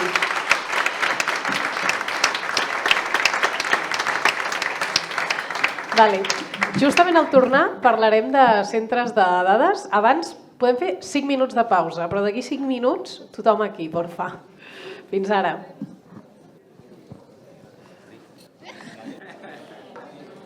Jo crec que és millor que te'l quedis tu el micro, perquè si cada vegada l'has de venir a buscar i tal, queda-te'l tu apagat i quan toqui l'encens, crec que només és aquest interruptor o si no ho parles amb ells, i jo et diria que mentre van responent les preguntes ja vas a buscar la següent persona, saps? Així agilitzem una mica.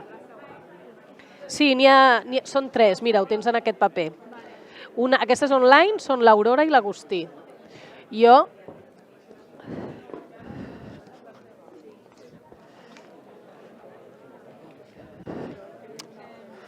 Ai, perdó. Perdó.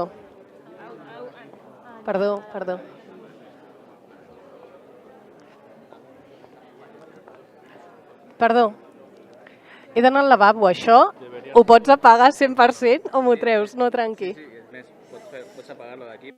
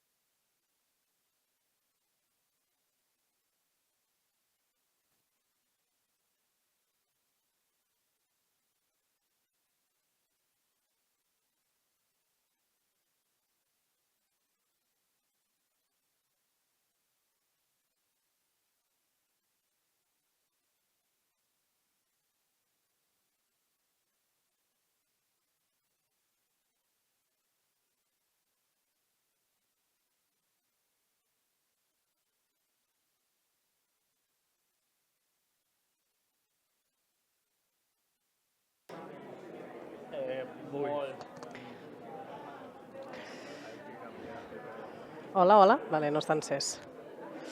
Sí, si en tinguéssiu per mi també m'aniria bé de piles.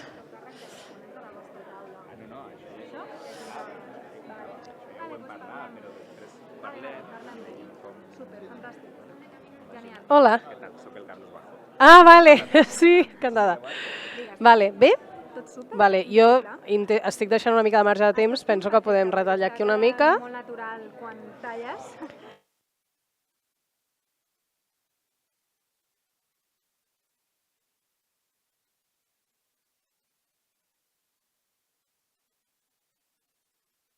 Online. No sé si algú s'està fixant en si rebem preguntes. Sí, vale. Estaria bé... Però era molt semblant a una que s'ha fet. Vale, però estaria bé prioritzar-ne alguna perquè sembli que els estem escoltant també. Sí. De moment només n'hem rebut una, era molt semblant a una de sala i no te l'he passat perquè Vale. m'ha semblat. Però bueno, en una... coleu-vos, o sigui, si tu m'aixeques la mà... Vale, super. Vale, doncs què, vaig recapitulant, no? Heu provat les connexions online? Va tot bé? funciona. Vale. En línia, ens escolten... Vale. Ui, em deixeu una galeteta? Claro. És que no tinc clar si... A baix hi ha unes que estan més bones. És igual. Aquestes d'arròs i no sé què quantes... És una mica d'energia. Saps què? Si s'està resistint tant, potser és que no. No passa res. Vinga, va. Bueno, ja m'ho engegarà.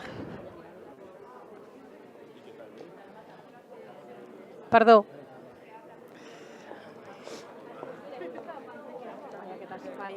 Perdó. Perdoneu, perdó. Perdó. Hola. Els ponents d'ara? L'Aurora, no? Ara els hi toca? Estan a punt? L'Aurora i l'Agustí? Hemos preparado para que te lleves. Pero no sé si tienes algún interno o algo así porque te preparo. Bueno, pues si querías un té.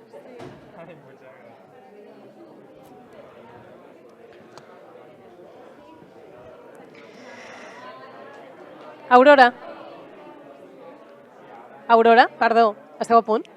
Esteu a punt? Si esteu a punt. Vale. Sí, tranquis, vull dir que... Tranqui. Vull dir, podeu acabar la conversa?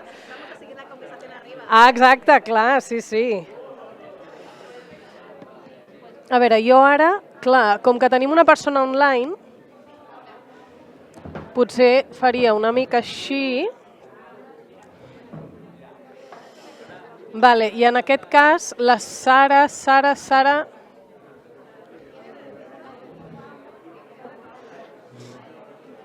Sí.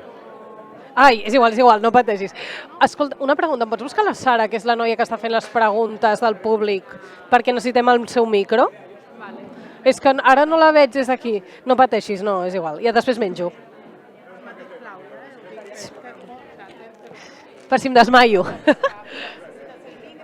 Necessito un micro, sí, que el té la Sara, que no la veig, estava aquí. Vale, doncs quan vulgueu, heu de connectar la persona online, no?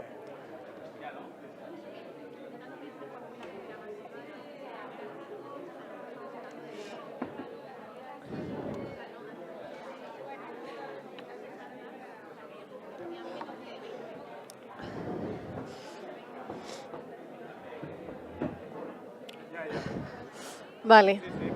Bueno, estic una mica lluny, però és perquè en teoria aquí tenim una persona. Bueno, ja veu veure el guió, no?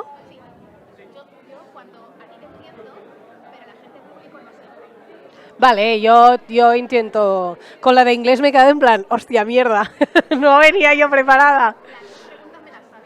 Ja. Vale, no, i en qualsevol moment que jo estigui parlant, si no d'allò, m'ho pregunteu i ja està. Vull dir, de fet, la Paula no és de Mèxic, no crec que entengui res en català. Però a mi m'han dit que tot en català, suposo que té traducció. Exacte, clar, sí. Bueno, vinga, hauríem d'anar començant. Super. Vale, gràcies.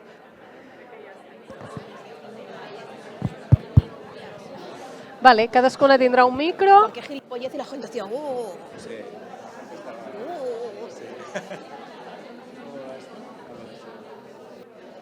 Espera. Vale, pues esperem. Tendré que abstraerme. Tú y yo creo que nos vamos a... Ah, Si hablamos a la vez... sí, és veritat. Bueno, si no, quan acabeu apagueu-lo, amb l'interruptor i... Si no semblarà, saps? Que no sembli això 2020, tots una punta a l'altra, Saps? Vale. A vosaltres és més seqüencial, primer us disparo una pregunta a cada un, que és una pregunta llarga, i després ja fem unes preguntes per anar comparant i aneu... Cadascú explicarà el seu, no? Primer sí, amb una pregunta, o sigui, anirem de lluny a prop.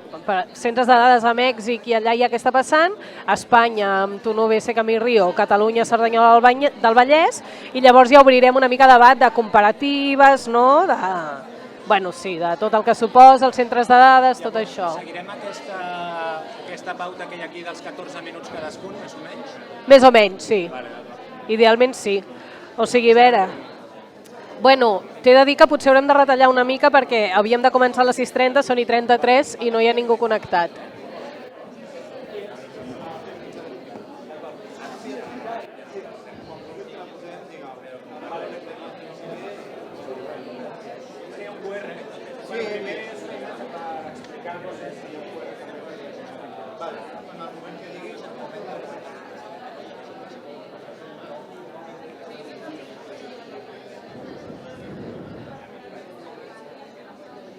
Propaganda de la campaña, el crowdfunding.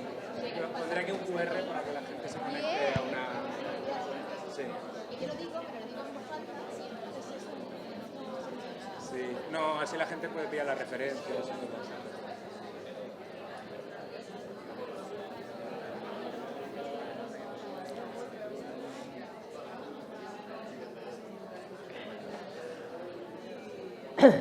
Hola.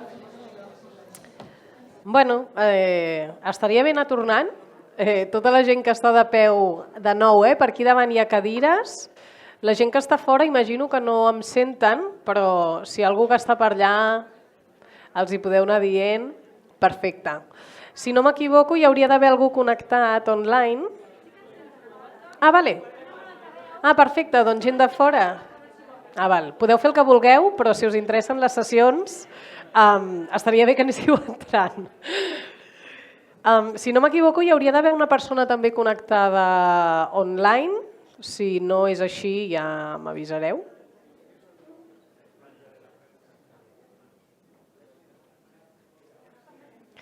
Aquí davant hi ha cadires, Si...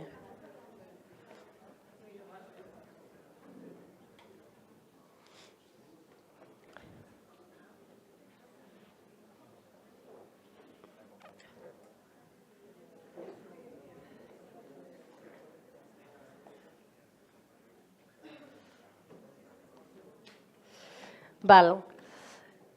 Bueno, mentre esperem que la persona que s'ha de connectar online aparegui, màgicament en aquesta pantalla, obrim la segona tanda de sessions, en farem 2 més, no sé com esteu d'ànims, però carregueu-vos perquè ja anem amb les idees a tope. La sessió que farem ara l'organitza Intermón Oxfam, concretament, en la seva campanya sobre drets digitals, que ho sapigueu. I ja us ho hem avançat una mica abans amb la Mònica, una mica de spoiler, però parlarem de centres de dades, no? I ho farem connectant les 2 bandes de l'Atlàntic. Si tot va bé, tindrem connectada una persona des de Mèxic i parlarem també dels casos a Espanya i a Catalunya.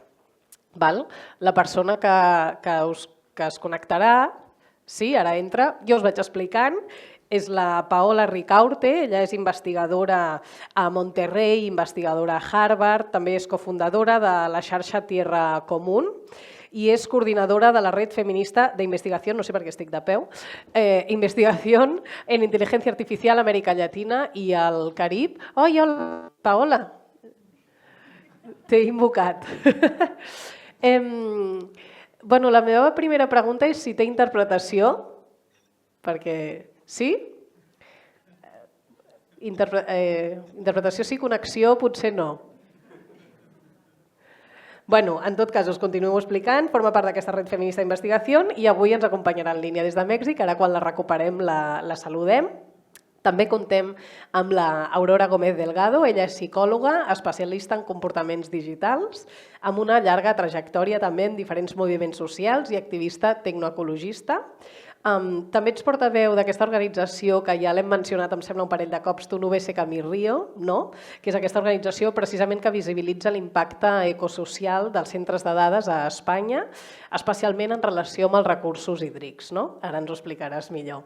I finalment contem també amb l'Agustí Emperador, que és doctor en física, activista d'Ecologistes en Acció i també activista de la plataforma Zeroport pel decreixement de l'aeroport de Barcelona i els ports de Barcelona i Tarragona. Actualment l'Agustí coordina la campanya contra la construcció d'un centre de dades a Cerdanyola del Vallès, també ens ho explicaràs, i també ets tècnic de sistemes i desenvolupament a Somnúvol, que si tenim oportunitat també ens ho podràs presentar. Mentre la Paola no es connecta, si us sembla, anem fent, perquè si no haurem de retallar molt les sessions i sap greu. Una mica la idea era començar amb que la Paola ens expliqués això dels centres de dades, que a Mèxic ja està en marxa, que ens expliqués una mica quines estan sent les implicacions d'aquest colonialisme de dades, i llavors haguéssim anat geogràficament apropant-nos a on som avui. Ho farem al revés, aprofitant que la Paula de moment no arriba, i començarem per l'Agustí, si et sembla. Ara t'he enganxat perquè no teníem previst això. La pregunta, què està passant a Cerdanyola del Vallès amb aquest centre de dades? Quin és el projecte i què és el que vosaltres hi teniu a dir? Molt bé. A Cerdanyola s'estan construint 4 centres de dades hiperescalars al Parc de l'Alba, que són ja el sincrotró, la zona del sincrotró, el polígon s'anomena Parc de l'Alba, i aquests centres de dades n'hi ha 2 que són molt potents, entre els 4 sumen 120 megawatts d'energia, de potència. Això suposa un consum d'energia anual de 700 gigawatts hora. Això, per fer-se una idea, és més del doble de l'actual consum elèctric del municipi de Cerdanyola. Cerdanyola actualment té un consum elèctric de 310 gigawatts hora. Si entren en funcionament aquests centres de dades, es multiplicarà per 3 el seu consum elèctric, perquè serà afegit 700 gigawatts hora més. A part d'això, tenim el consum d'aigua. Per què? Perquè els centres de dades, això esperava que ho expliqués l'Aurora, que ho explica millor que jo, perquè m'ha tocat parlar a mi abans, els centres de dades bàsicament són magatzems plens de servidors. Un centre de dades hiperescalar té desenes de milers de servidors. És una cosa bestial. Llavors, això és impossible refrigerar-ho. Clar, els servidors s'escalfen perquè estan calculant, estan fent càlculs d'intel·ligència artificial que dissipen molta calor, requereixen molta potència de càlcul. Llavors, això és impossible refredar-ho amb sistemes d'aire condicionat. Han de fer servir aigua. De la mateixa manera que els radiadors del cotxe fan servir aigua, això ha de fer servir aigua. I el consum d'aigua és molt alt. Llavors, clar, totes aquestes dades, sobretot el dels 700 gigawatts hora multiplicat per 3 el consum de la ciutat de Cerdanyola, és molt alarmant. Llavors, el que fan les empreses que volen implantar aquests centres de dades per despistar o dissipar una mica aquesta alarma és propagar o difundir una sèrie de falsedats. La primera falsedat és sobre el consum d'aigua. Diuen que surten amb històries com per exemple que faran servir un circuit tancat de refrigeració, com que és tancat no es perdrà aigua, però això és mentida. Per què? Perquè el sistema de refrigeració no es redueix al circuit tancat. Fa falta un circuit extern que refredi l'aigua que hi ha en aquest circuit intern. I aquí hi ha moltíssimes pèrdues d'aigua, perquè la manera de refredar l'aigua que hi ha al circuit extern és evaporant una fracció de l'aigua. És una cosa molt tècnica, ara no puc entrar en aquests detalls perquè no tinc temps, però després en el torn de debat, si voleu, us ho puc comentar. Una altra falsedat que propaguen és, generen unes expectatives d'ocupació, unes expectatives fantasioses que sustenten en la xifra de les inversions. La inversió que faran per construir aquests 4 centres de dades hiperescalars al Parc de l'Alba és superior a 1.000 milions d'euros. És una xifra espectacular. Llavors, hi ha molts ajuntaments, i això ha passat amb el de Cerdanyola, que diuen sí a tot. Es deixen enlluernar per al discurs tecnooptimista d'aquestes corporacions i el problema és que Qualsevol persona pensaria que si hi ha una inversió de 1.000 milions d'euros es generarà molta indústria i molta ocupació. Però aquí el que no encaixa és que no són indústries, són magatzems. Els centres de dades són magatzems, que estan plens d'ordinadors, però són magatzems. I els magatzems hi treballen 4 gats en un magatzem. Per tenir una estimació mínimament fiable de quanta gent arribarà a treballar en aquests centres de dades, i al final s'acaben construint, podem prendre com a referència els centres de dades hiperescalars d'Aragó. Tot això va començar fa 2 anys a Aragó. I ara mateix a Aragó ja hi ha centres de dades hiperescalars, com els que volen construir a Cerdanyola, que ja estan en producció. Si agafem, per exemple, el centre de dades d'El Burgo de Ebro, un poble a prop de Saragossa, té un consum, és un centre de dades de 110 megawatts, això correspon a un consum anual de 670 gigawatts hora, per tant, més del doble que el consum de Cerdanyola, doncs aquí treballen només 80 persones. Anem a comparar amb una indústria normal, amb una indústria de veritat. Agafem, per exemple, la factoria de Seat a Martorell. La factoria de Seat a Martorell té un consum de 550 gigawatts hora, el consum anual. Per tant, menys que aquest centre de dades que us acabo de dir. I a la factoria de Seat de Martorell hi treballen 12.000 persones. El centre de dades del Burgo de Ebro, que consumeix més que la factoria de Sabadell, només hi treballen 80 persones. Per tant, la quantitat d'ocupació que genera és insignificant. Però això no és tot. El risc més evident per Cerdanyola, si s'instal·len aquests centres de dades, és la gentrificació elèctrica. No entraré en detalls, us ho explicarà millor l'Aurora, que és experta en el tema, però això què vol dir? Que no hi haurà prou electricitat per tota la indústria, que pujarà el preu de la factura de la llum per la gent, que hi haurà, per la gent que viu a Cerdanyola, es veurà directament afectat. Imagineu-vos, s'està multiplicant per 3 el consum elèctric de Cerdanyola. Llavors, augmentaran els preus, a l'estiu hi haurà més talls de llum, quan hi hagi un pic de calor i la gent hagi de posar l'aire condicionat, però l'efecte més greu serà que pujarà el preu de la llum. Això ja s'ha vist a moltes ciutats, a moltes zones a Europa i als Estats Units. Als Estats Units, a zones de l'estat de Nova York, s'ha arribat a multiplicar per 3 la factura de la llum. Zones on hi havia centres de dades hiperescalars. Quin és l'efecte d'això? Que les indústries electrointensives, les indústries que necessiten fer servir electricitat per desenvolupar la seva tasca, s'aniran de Cerdanyola. Això vol dir que el teixit productiu de Cerdanyola es deteriorarà. Hi haurà acomiadaments, hi haurà menys ocupació, hi haurà una degradació econòmica i social. I és possible que Cerdanyola s'acabi convertint en una zona de sacrifici. Gràcies, Agustí. Hola, Paola, benvinguda. Hem tingut uns petits problemes de connexió, però ja estàs aquí. Ara l'Agustí ens estava explicant una mica aquest projecte del centre de dades que s'està planificant a un poble d'aquí, una població de prop de Barcelona, que és Cerdanyola del Vallès, i estava com anticipant algunes conseqüències d'aquesta hipotètica construcció. Parla'ns una mica de l'experiència a Mèxic, perquè clar, ell ho anticipa, però vosaltres això de tenir centres de dades ja sabeu què és, no? Parla'ns una mica de què implica aquest colonialisme de dades i també quin paper juga en perpetuar les desigualtats estructurals, ¿no? Nord-Sud. Sí, muchísimas gracias por la invitación. Yo encantada de estar aquí compartiendo con ustedes. Sí, efectivamente, pues en México es un lugar donde la industria de los centros de datos está creciendo aceleradamente. Particularmente en un estado que se llama Querétaro, que queda a 2 horas, 3 horas de la Ciudad de México. Y la inserción de esta industria y el crecimiento acelerado de esta industria responde a varios factores. Algunos factores tienen que ver con esto de que es una zona que está cercana a la Ciudad de México, pero a la vez no tiene tanto riesgo sísmico, está cerca del cable de fibra óptica, que permite conectar tanto la Ciudad de México y de allí seguir hacia el norte.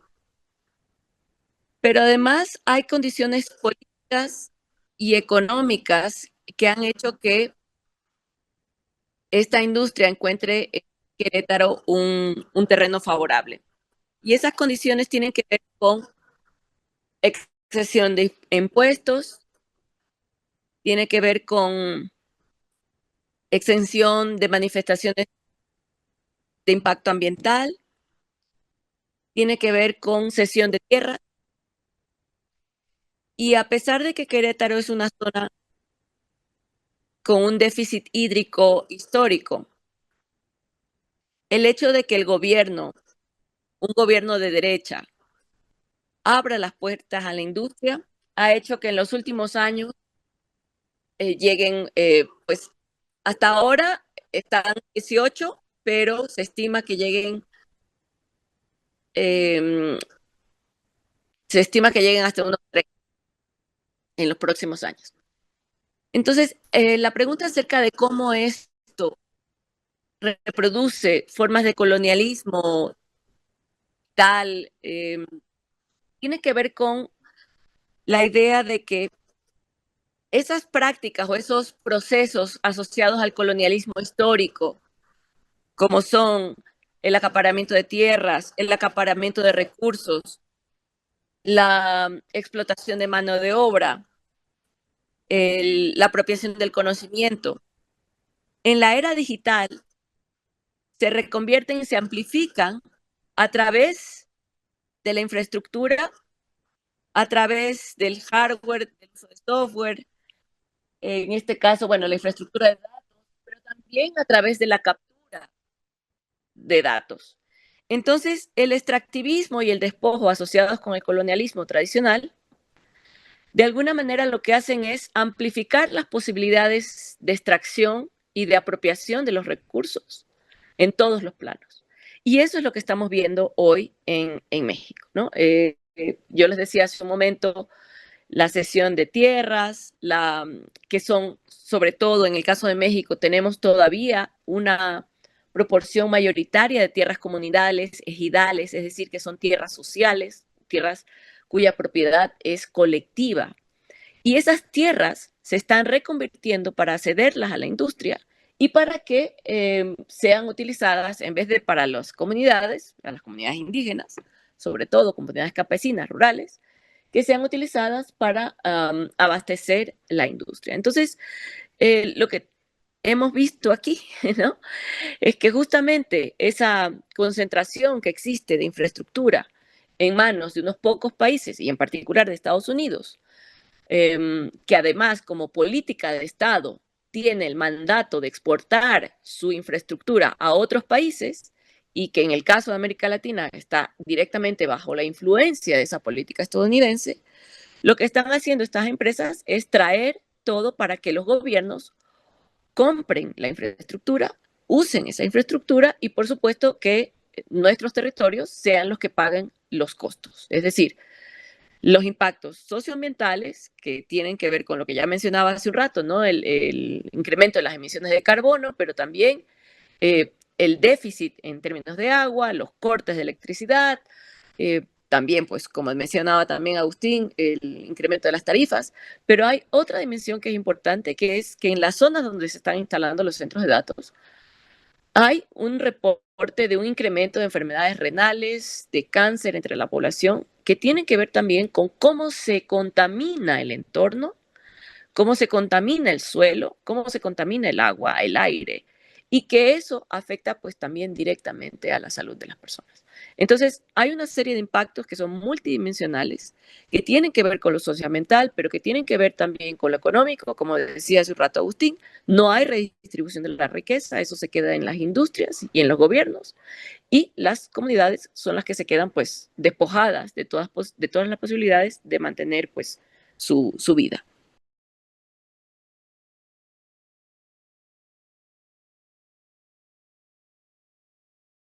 de música ambient. L'Aurora anava fent que sí amb el cap, no? També perquè me l'he saltat, t'he dit que faria una cosa, al final no. A més, la Paula també ha parlat justament centres construïts en zones on ja hi ha una escassetat d'aigua i, com deia, tu ets membre d'aquesta organització de Tu no ves a Camí Río. Explica'ns una mica ja aquests impactes ecosocials que els centres de dades estan plantejant en territori espanyol, també una mica l'experiència amb Tu no ves a Camí Río i quins conflictes hi estan emergint al territori. Bueno, nosotros empezamos explicando que nos llamamos Tu no ves a Camí Río precisamente porque participábamos en un... creo que tienes que apagarlo.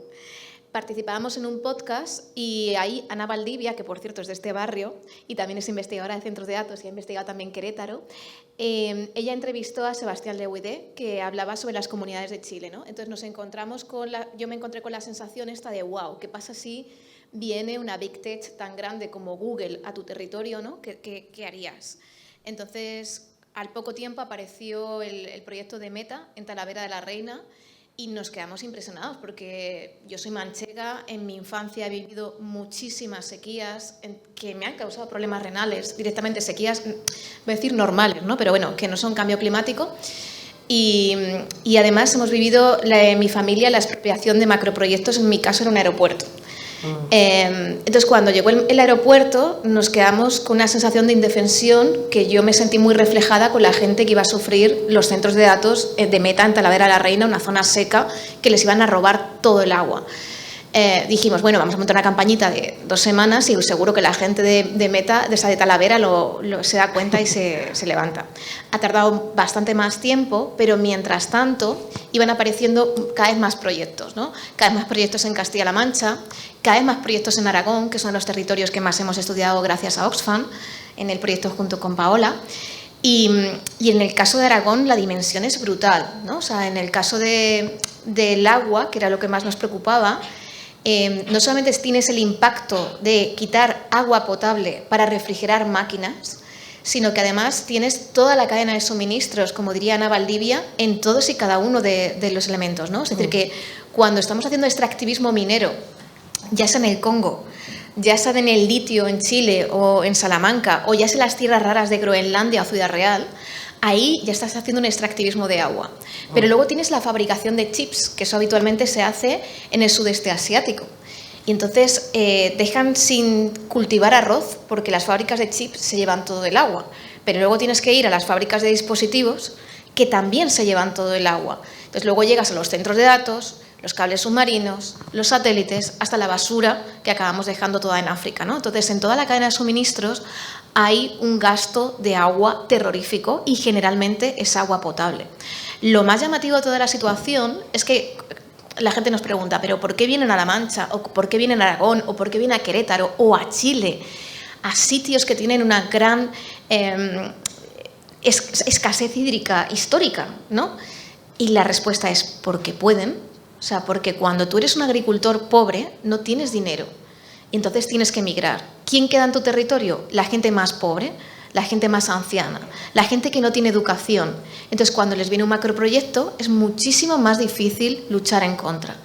Entonces, cuando aparecen con sus proyectos de expropiación, que los hacen las instituciones públicas, es decir, que cuando hablamos de macroproyectos de este tipo, ya sean energéticos, ya sean aeropuertos, tal, o centros de datos, es la institución regional la que te está desahuciando, la que te está expropiando.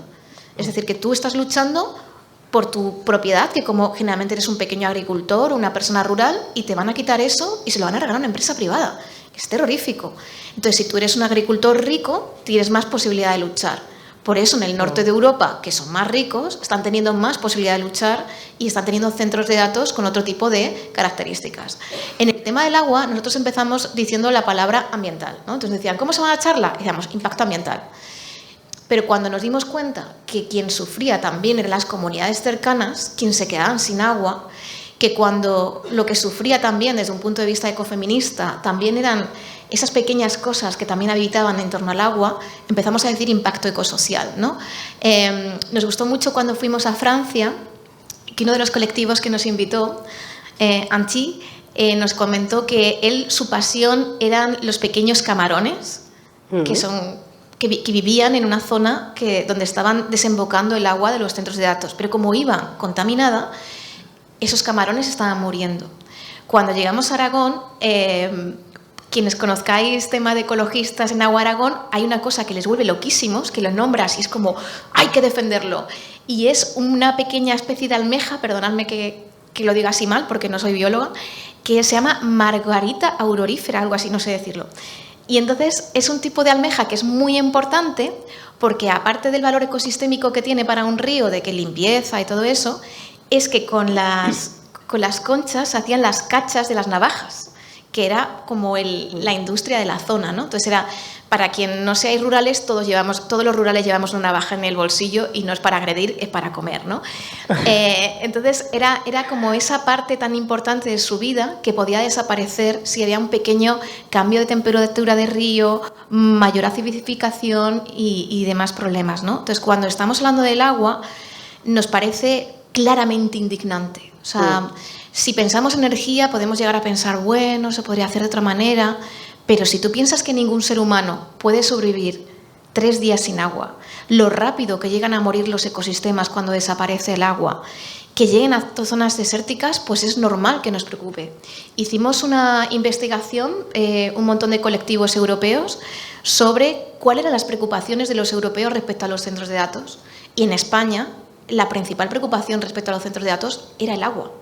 Y no es de extrañar porque justo nuestro territorio, cuando todo el sur de Europa, según el IPCC, el mayor impacto que vamos a tener va a ser todos los problemas relacionados con el agua. Lo estamos viviendo. El año que se aprobó Meta en Talavera de la Reina, esa misma semana el gobierno de Castilla-La Mancha, que con una mano Paje aprobaba el centro de datos, con otra tenía que estar dando subvenciones por sequía a los pequeños agricultores de Castilla-La Mancha. Mira. Y a la vez 400 pueblos en toda la península estábamos sufriendo escasez hídrica. Venían los periodistas de todo el mundo flipando de lo que estaba pasando en Cataluña con el agua. Ahora mismo tenemos sobreproducción hídrica, pero es que son por riadas, o sea, que es que estamos muriendo por riadas de agua. Es decir, que tan pronto por el cambio climático estamos pasando de unas sequías extremas a unas riadas terroríficas. Y entre medias, encima estas Big Techs nos están vendiendo propuestas tecnosolucionistas que se llaman blue washing, ¿no? Como greenwashing pero de agua, y que vienen a decir que ellos pueden gestionar mejor con todos los datos que nos roban, ellos pueden gestionar mejor cuando aparece una riada. Y tú dices, chico, pues deja de robarnos el agua, deja de producir cambio climático, que solamente en la cantidad de CO2 que producís con la energía que estáis contaminando, solamente con eso ya es lo mismo que toda la industria de la aviación, ¿no? Entonces, si el problema sois vosotros, la solución es quitaros de en medio.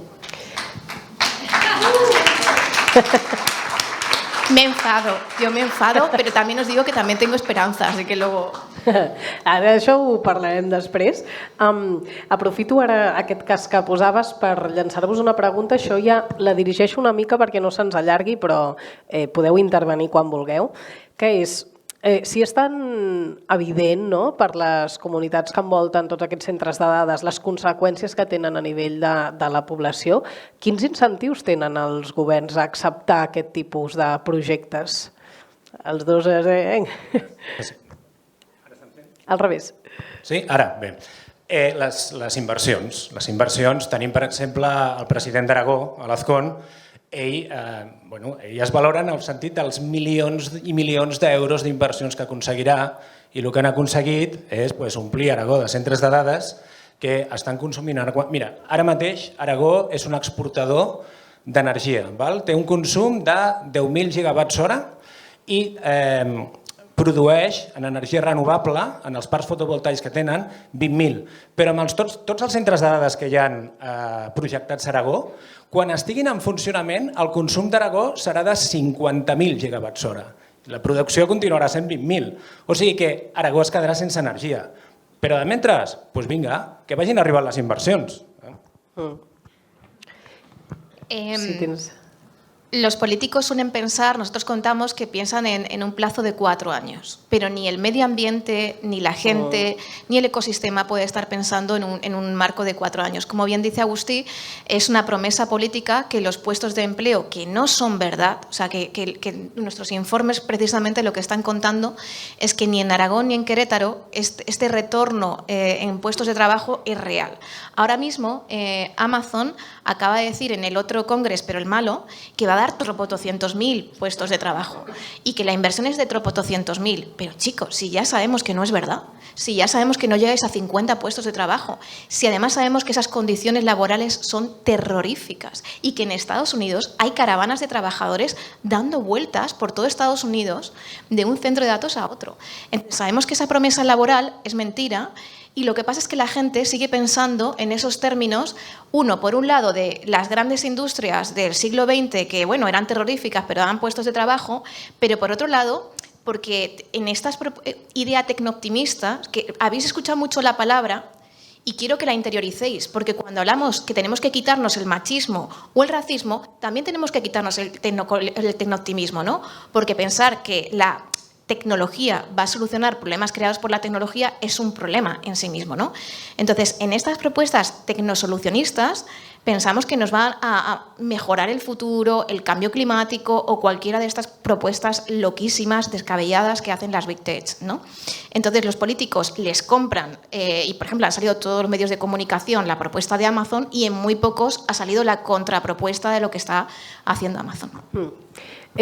Paola, una pregunta per tu, també si una mica tu ja ho has mencionat, els incentius de les administracions, en el cas mexicà, però en tot cas si vols aprofundir, i m'agradaria saber si amb això que expliquen l'Agustí i l'Aurora vas veient, no?, similituds amb el que ja esteu vivint a Mèxic, si hi ha alguna diferència, i especialment potser en termes de conscienciació, no? Perquè abans l'Aurora ha dit, hosti, pensava que aniríem a, em sembla que era Talavera, no? I tothom diria, els explicarem i ja tothom es queixarà, i resulta que no, no? No sé si en aquest sentit a Mèxic ja la gent està una mica més conscienciada. Sí, muchísimas gracias. Yo creo que es que se oye el micrófono la vez pasada también. Pueden apagar el otro micrófono para que no haya repetición. Yo creo que sí, por supuesto, hay similitudes pues muy claras, ¿no? Las mismas narrativas son las que funcionan en muchas regiones, ¿no? La narrativa de las inversiones, el impacto económico, las ofertas laborales, la prosperidad, ¿no? La industrialización como proyecto social. Y creo que esas narrativas, bueno, aquí por lo menos son aplastantes. Es decir, si por ejemplo hacemos un escrutinio de los titulares de los medios en Querétaro, Querétaro es presentado a nivel nacional como un estado modelo, ¿no? Porque acapara esas inversiones. Y también lo dicen, ¿no? Desde el mismo estado, las mayores inversiones del estado vienen por los centros de datos. Es decir, es parte de los logros que se presentan como el proyecto pues, de gobierno pues, neoliberal en particular. Sin embargo, también creo que, si bien es cierto, hay resistencias en Querétaro, las resistencias por la defensa del agua y del territorio son, pues, empiezan desde la era de la colonia, literalmente. Yo siempre cuento esto porque la Fundación de Querétaro está asociada a una disputa por el agua con las poblaciones indígenas que estaban ahí. Y el máximo símbolo de la ciudad, que es un acueducto, tenía el propósito de llevar el agua limpia hacia las casas de las élites coloniales, a las casas a las iglesias también, y dejar sin agua a las poblaciones que vivían cerca de la fuente de agua. Y además se instalan luego industrias que contaminan el río y por lo tanto la gente tiene acceso, la gente del pueblo, al agua contaminada. Desde esa época, el mismo pueblo sigue luchando hasta hoy por el acceso al agua. Entonces yo creo que justo lo que mencionaba Aurora, de decir, bueno, esta es una pelea, es por la vida en realidad, ¿no? Porque cada vez se estrechan más las posibilidades de que las personas puedan tener acceso a una vida digna. Y, por supuesto, el acceso al agua es lo principal. Pero además, en el caso de Querétaro, yo decía esta otra dimensión que tal vez es un poco diferente.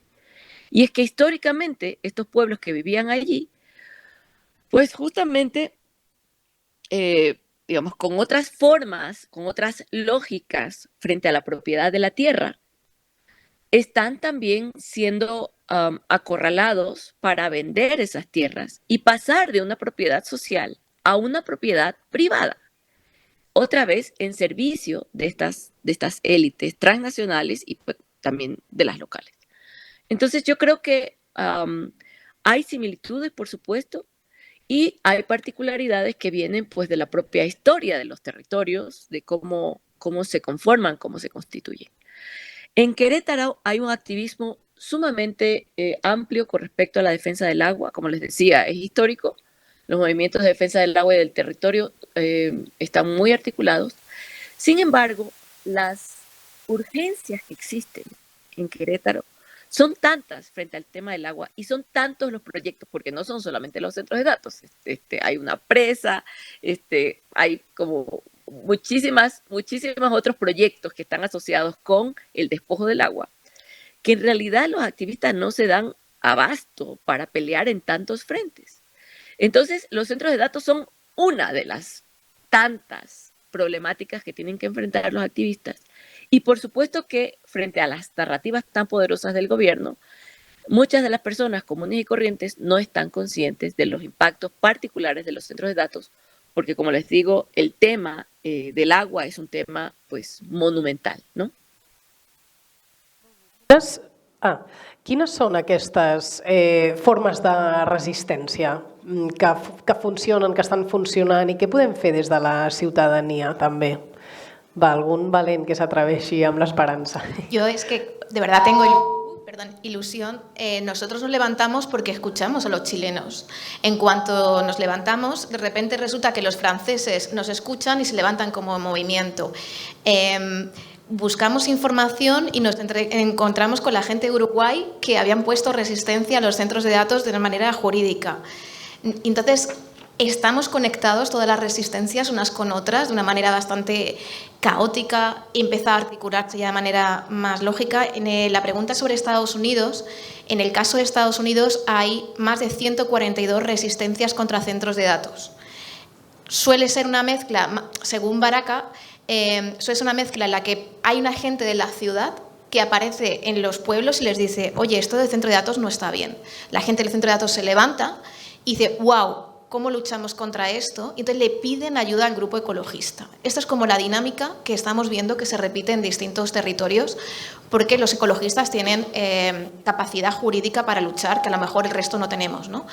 Entonces, en esta imbricación de luchas, además luego vemos que se mezclan estas luchas con la otra gente que está sufriendo la IA. Nosotros colaboramos con Algorrace, nosotros colaboramos con Artes Ética, que es gente que ha perdido el trabajo por la IA. Estamos colaborando con un montón de gente que estamos viendo cómo este sistema tecnocapitalista va avanzando y va depredándolo todo. Entonces, en esas resistencias hay muchísima esperanza. Yo cada vez que llego a un evento, ¿no? Y veo quiénes somos, la resistencia de las nubes, es muy evidente porque hay una ilusión contagiosa de estar aquí y estar haciendo, que el problema es muy grande, pero nos queda todo por hacer, ¿no? Entonces, con poquito que hagamos ya es una diferencia tan gigantesca que cada uno desde nuestro lado se puede aportar tanto, que os animo a que penséis cómo os atraviesa la tecnología a vosotras y desde dónde, desde esa presión, cómo volver la responsabilidad y capacidad de acción. Vale. O sigui, aquest punt esperançador, perfecte per obrir, que aneu pensant abans que l'Agustí pugui dir alguna cosa. Si teniu alguna pregunta, mira, aquí ja n'hi haurà una. Ara, mentre arriba la companya amb el micròfon, Agustí, digues. Sí, jo volia comentar el que s'està fent a Cerdanyola. Fa poc hem començat a Cerdanyola i vam començar Ecologistes en Acció amb un col·lectiu ecologista de Cerdanyola que es diu Refem el Parc Direccional. És un col·lectiu que ja havia estat litigant amb l'Ajuntament de Cerdanyola perquè en el que és el territori del Parc de l'Alba, on està el sincrotró, que abans es deia el Parc Direccional, És un lloc on antigament hi havia molts abocadors de residus industrials molt perillosos, que el que va fer l'Ajuntament va ser recobrir-los de terra i ara ja volen fer un pelotazo immobiliari, volen fer una urbanització de molts habitatges, volen fer una cosa molt xunga. Llavors aquesta gent fa molt de temps que està mobilitzant-se respecte d'aquest lloc i llavors nosaltres els vam comunicar el problema aquest dels centres de dades, vam prendre consciència i és una cosa més sobre la qual protesten. Però és que, a part d'això, això ho volem fer com la llavor d'un moviment de resistència contra l'extractivisme energètic, que en el cas de, com us he explicat, en el cas de Cerdanyola és molt greu. I després el que volem fer també és una campanya contra el pla de la Generalitat. La Generalitat no fa gaire temps va presentar un pla estratègic per desenvolupar la indústria de la intel·ligència artificial a Catalunya que incloïa la construcció de centres de dades. Bé, això és un desastre. Primer perquè els centres de dades a Catalunya no els necessitem per res. No els necessitem per res, per què? Perquè el que sabem d'aquestes empreses que estan construint aquests centres de dades a Cerdanyola, aquests centres de dades es diuen centres de dades de col·locació. Això ve de l'anglès colocation o hosting, que vol dir que el que faran serà llogar els servidors de càlcul a empreses que no seran empreses catalanes. O sigui, això no ho faran servir la indústria catalana. Això serien empreses de qualsevol lloc del món. Aquí el que tindrem seran empreses que estaran fent negoci, fent servir, extraient, fent ús dels recursos energètics i hídrics de Cerdanyola.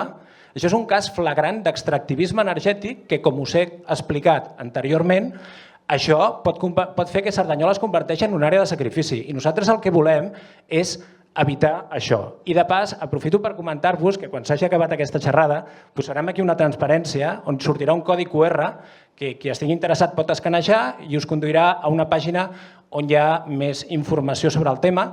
També aprofito per comentar-vos que els companys d'Aragó han muntat una plataforma, us ho explica millor l'Aurora. Aurora, cuéntalo tu. Espera un moment, fem les preguntes i després fem la falca publicitària, que em sembla perfecta, però... Potser està apagat. Buenas tardes, buenas tardes. Pararé en castellà. Yo tengo una duda jurídica. Al igual que una central nuclear, la competencia es estatal, ¿no? De decir dónde la colocamos. Habida cuenta de lo que implica un magatzem de un centro de datos, ¿no? De salud, de territorio, del impacto social. Yo sinceramente creo que hay vacíos, pregunto desde el desconocimiento, entiendo que hay muchísimos vacíos legales, ¿no? Porque la compañera en México nos estaba comentando que claro, que no hay impuestos, etcétera, ¿no?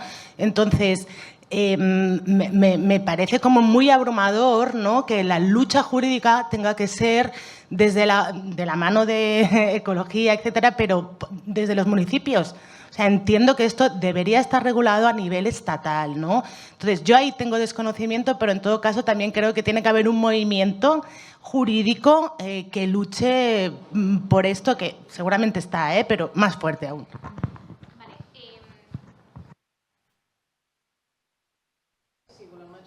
Sí. En el territorio español ahora mismo el problema está a nivel regional, que son quienes están aprobando con un tipo de figuras jurídicas específicas que cambian según región. Entonces esas figuras jurídicas en Aragón, por ejemplo, se llaman PIGA, Proyecto de General Interés. En el caso de, y es con lo que se aprueban todos los macroproyectos, ¿no? En el caso de Castilla-La Mancha se llama PSI, fue lo mismo con lo que nos expropiaron el aeropuerto, a mi familia, con lo mismo con lo que se construyeron los centros de datos. Con esta figura jurídica es una alfombra roja, que es un fast tracking terrorífico que permite expropiar a la gente, que vaya mucho más rápido para las empresas, hasta el punto, ¿cómo será esta ley de fast tracking? Que estuvimos en una reunión de la Comisión Europea y cierta Big Tech, que no voy a decir el nombre, pero os podéis imaginar, dos de ellas dijeron que querían el PIGA de Aragón, pero en Europa, ¿vale? O sea, el problema es a nivel regional. Estamos encontrando ayuntamientos que evidentemente dicen que sí, pero también hemos tenido ayuntamientos aquí mismo que han dicho que no. Tenemos ayuntamientos como el caso de Villamayor del Gállego, que se ha opuesto a un centro de datos porque se le ha impuesto el gobierno regional. Tenemos ayuntamientos en Euskadi que se les ha impuesto el gobierno regional un centro de datos cuando ellos no quieren, ¿no? Entonces, ahora mismo los municipios se están sintiendo muy solos y están intentando pelear en contra de. Incluso aquellos municipios que inicialmente dijeron que sí, con alegría, publicidad y demás, como es el caso de Villanueva del Gállego, el primer municipio en Aragón que tiene un centro de datos de Amazon, cuando se dieron cuenta que dejaban de recibir 3,5 millones de euros de impuestos solamente de licio, ¿vale? Cuando se dieron cuenta que dejaban de recibir eso, que eran el equivalente a 40 años de recaudación para el municipio, para un municipio de 2.000 habitantes, es mucha pasta. Dijeron, bueno, vamos a litigar contra el centro de datos, ¿no? Por eso, en lo que comentaba Agustí, un montón de coaliciones de resistencias lideradas por Ecologistas en Acción Aragón, entre las que están TUNVS Camirrío y un montón de resistencias, estamos litigando contra Amazon en Aragón precisamente porque estamos viendo este problema jurídico, ¿no? Pero cuando pensamos que hay lagunas jurídicas es que nos llevamos la sorpresa de lo que cuenta Paola y de lo que han contado el resto de compañeros, lo que ha contado Youssef y lo que ha contado Mónica, y es que la legislación que había de repente desaparece, nos desregulan, que la mínima legislación que teníamos desaparecen. Os voy a poner un ejemplo muy claro, que es que en la ciudad de Zaragoza había una legislación que decía que tú no podías poner una industria contaminante del aire, ¿vale? Y de repente aparece, creo que en septiembre del año pasado, que estábamos justo haciendo el informe, quitan esa legislación, que todo el mundo fue como, wow, no sale ni en los medios de comunicación, y te encuentras con que de repente aparece Microsoft a la semana siguiente firmando el proyecto, ¿no? Entonces, no solamente es que haya lagunas jurídicas que ellos eligen qué territorios entran porque haya lagunas jurídicas, sino que además, una vez que entran, desregulan. Y están pasando una y otra vez. Por ejemplo, en el caso de Holanda, nos llamó la atención de que contaban que habían cambiado las leyes de tal manera que un gran parque de renovables no tuviera que ir a la red eléctrica general, sino que fuera directamente a un centro de datos de Microsoft. Adivinad qué ley hay ahora mismo en Aragón ya aprobada.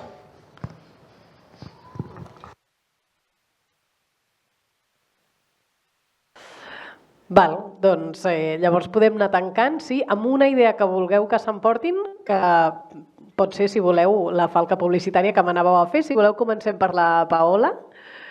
Quin missatge transmetre? Si s'han d'endur una cosa avui, quina cosa els voldries transmetre? Sí, yo me tomaría como la idea de Aurora, ¿no? Pensar que, por supuesto, esto no es un destino, que la resistencia se está articulando cada vez más en todos los territorios. Y pienso que justo esa resistencia tiene que involucrar a muchas personas, a todas las personas que se pueda, desde todos los campos, porque es un tema bastante complejo. Es decir, está la dimensión legal, pero también está la dimensión que tiene que ver con cómo las personas se sienten frente a estas infraestructuras monumentales que se instalan allí, que se van a instalar allí por 25, 30, 50 años, ¿no? Entonces, también pensar en la línea del tiempo, que esto es un tema que nos va a ocupar rápidamente mucho esfuerzo y tiempo. Aurora, Agustí.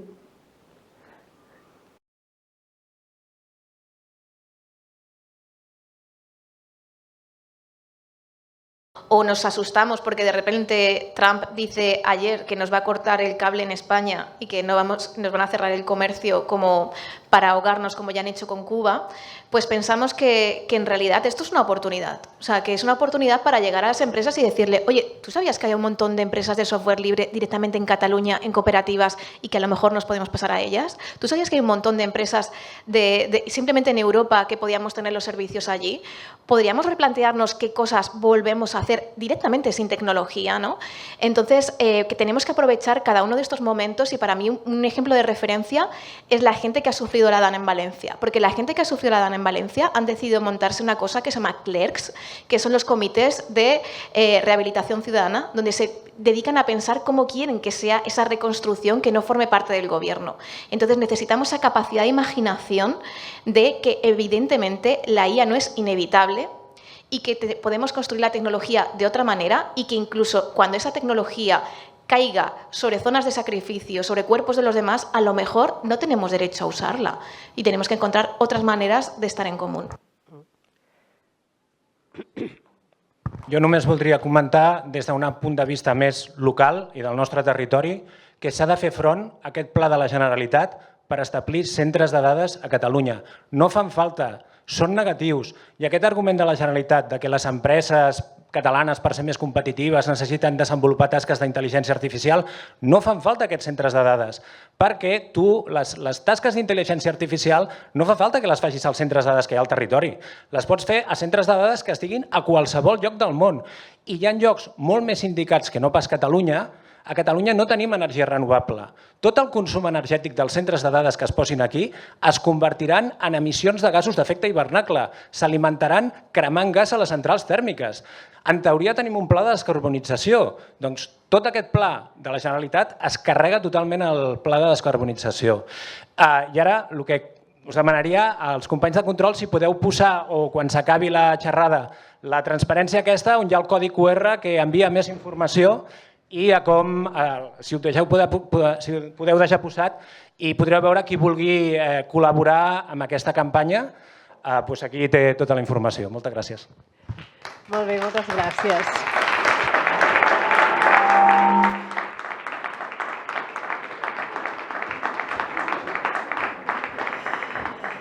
Gràcies a tots tres, gràcies també a la Paola, que amb aquesta foto molt necessària, per altra banda, ha desaparegut. I ara sí, podem anar inaugurant la quarta i última sessió de la jornada. Mentre acabeu de fer els escanejos, poden anar pujant aquí a l'escenari les persones que els hi correspon l'última sessió. Els que queden.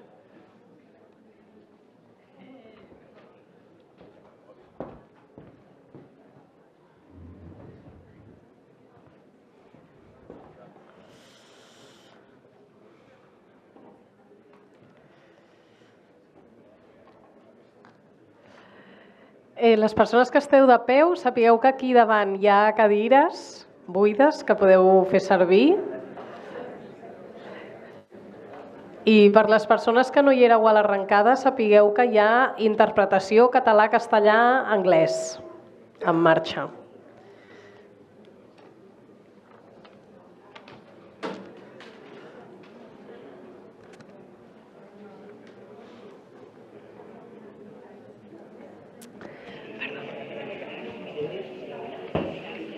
Perdó.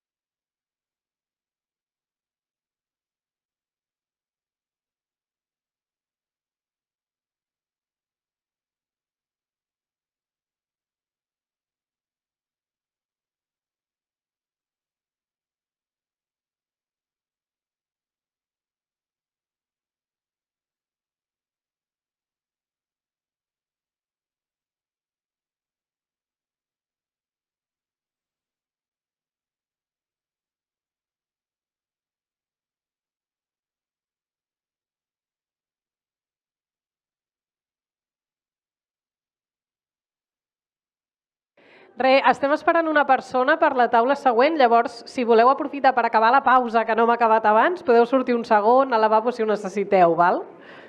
Que ho sapigueu. Us avisem quan reenganxem.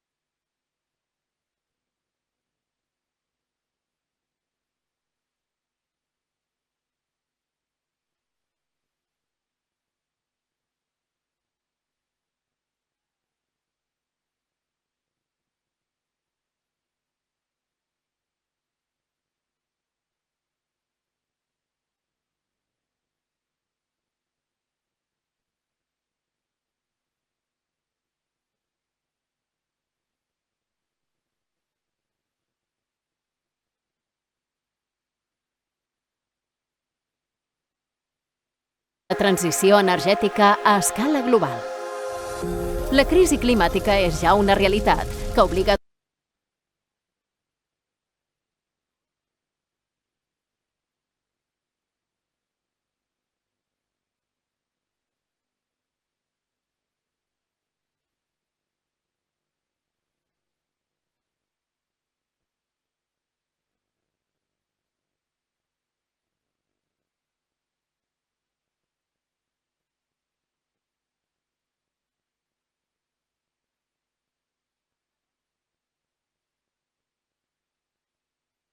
es planteja la transició energètica a escala global. La crisi climàtica és ja una realitat que obliga a adoptar una transició energètica, abandonar els combustibles fòssils i apostar per les energies renovables. No obstant això, el plantejament polític i econòmic actual de les grans potències econòmiques no ens encamina a fer una transició justa i veritablement sostenible. Els plans de transició, en els quals el vehicle elèctric privat té un paper protagonista, estan generant un fort augment de la demanda de certs metalls i minerals. La Unió Europea s'ha unit a aquesta competició global anomenant les matèries primeres crítiques i està signant acords estratègics amb diversos països del sud global per proveir-se'n amb la seva extracció. Aquests acords comercials es presenten com a beneficiosos per a totes dues parts, però es fonamenten en relacions internacionals desiguals, ja que no faciliten les transicions energètiques dels països emergents i la seva capacitat per industrialitzar-se i beneficiar-se dels seus propis recursos. A més, la mineria és el sector més contaminant i causa greus danys mediambientals, com degradació dels sòls, contaminació de l'aigua, pèrdua de biodiversitat o emissions d'efecte hivernacle. També provoca forts impactes socials, com el desplaçament de comunitats, conflictes sobre l'ús de la terra, males condicions de treball, afectacions a la salut pública, manca de transparència en els processos i corrupció, entre d'altres. La mineria en aigües profundes implica també danys mediambientals irreversibles. Només en l'última dècada s'han registrat més de 600 acusacions de violacions de drets humans directament relacionades amb l'extracció de minerals de transició verda a tot el món, especialment a Mèxic i Amèrica Central i del Sud i al continent africà. Des de 2012, 1.910 defensores han estat assassinades per protegir el nostre planeta. La Unió Europea, però, està establint vincles comercials amb alguns d'aquests països, com l'acord estratègic amb la República Democràtica del Congo, tot i ser un dels països amb més presumptes violacions dels drets humans relacionades amb l'extracció de coure i cobalt. Els estats membres de la Unió Europea i altres països de renda alta utilitzen 6 vegades més recursos miners que els països de renda més baixa, però en produeixen menys del 5%. D'aquesta manera, desplacen els impactes ambientals i socials de la mineria als països del sud global, tractant-los com a meres fonts de matèries primeres al servei del model de creixement insostenible del nord global i repetint lligams colonials. D'altra banda, l'impacte de l'extracció de matèries primeres per transició verda no només s'està agreujant al sud global.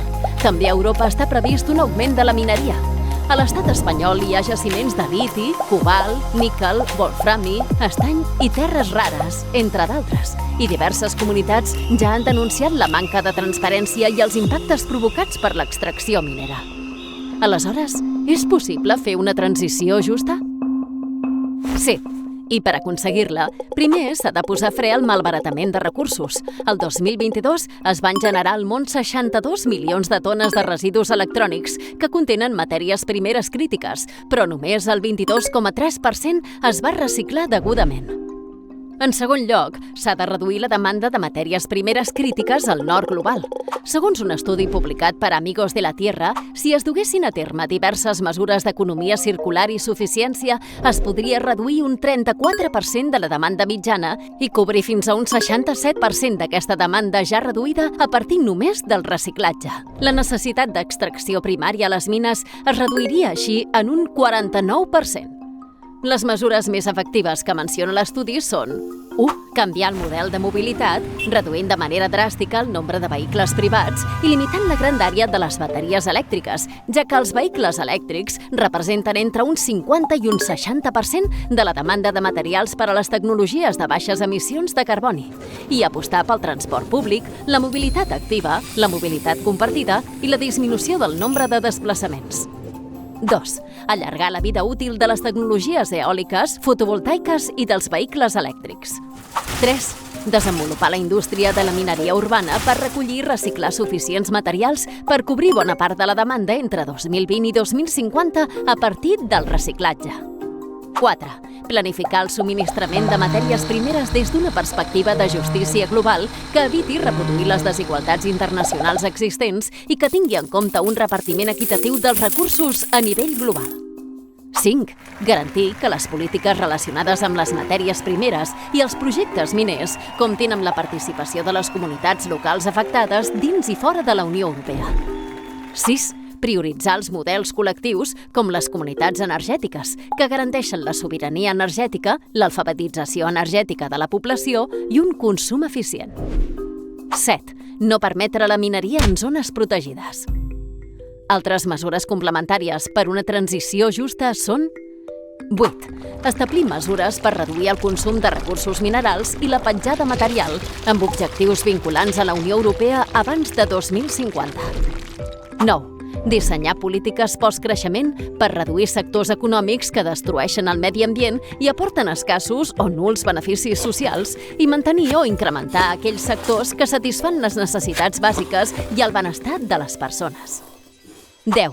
Promoure una economia circular que inclogui el disseny d'infraestructures i productes duradors i que compleixin els principis de suficiència i eficiència. 11. Garantir el respecte dels drets humans i la rendició de comptes de totes les empreses, incloent-hi les que extreuen i processen matèries primeres minerals allà on operen, així com el dret de les comunitats a dir no als projectes miners. 12. Acabar amb l'explotació econòmica i de recursos del sud global, posant fi a acords comercials i de protecció d'inversions que soscaven l'acció dels governs per a protegir els drets humans i el medi ambient, com ara l'acord Unió Europea-Mercosur. Fer una transició justa és possible, però cal prendre mesures eficaces i valentes. I tu? Quina transició vols?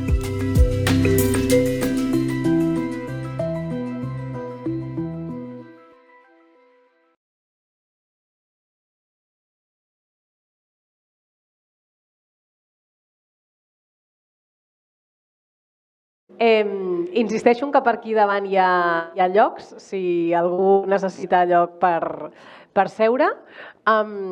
En aquesta última sessió, abans de tancar la jornada, parlarem d'un tema que està una mica també subjacent sempre quan parlem de tecnologia, que és l'extractivisme, no? És una paraula que ja ha sortit, en aquest cas de minerals, que fa possible la producció de la nostra tecnologia, no? De la immensa majoria.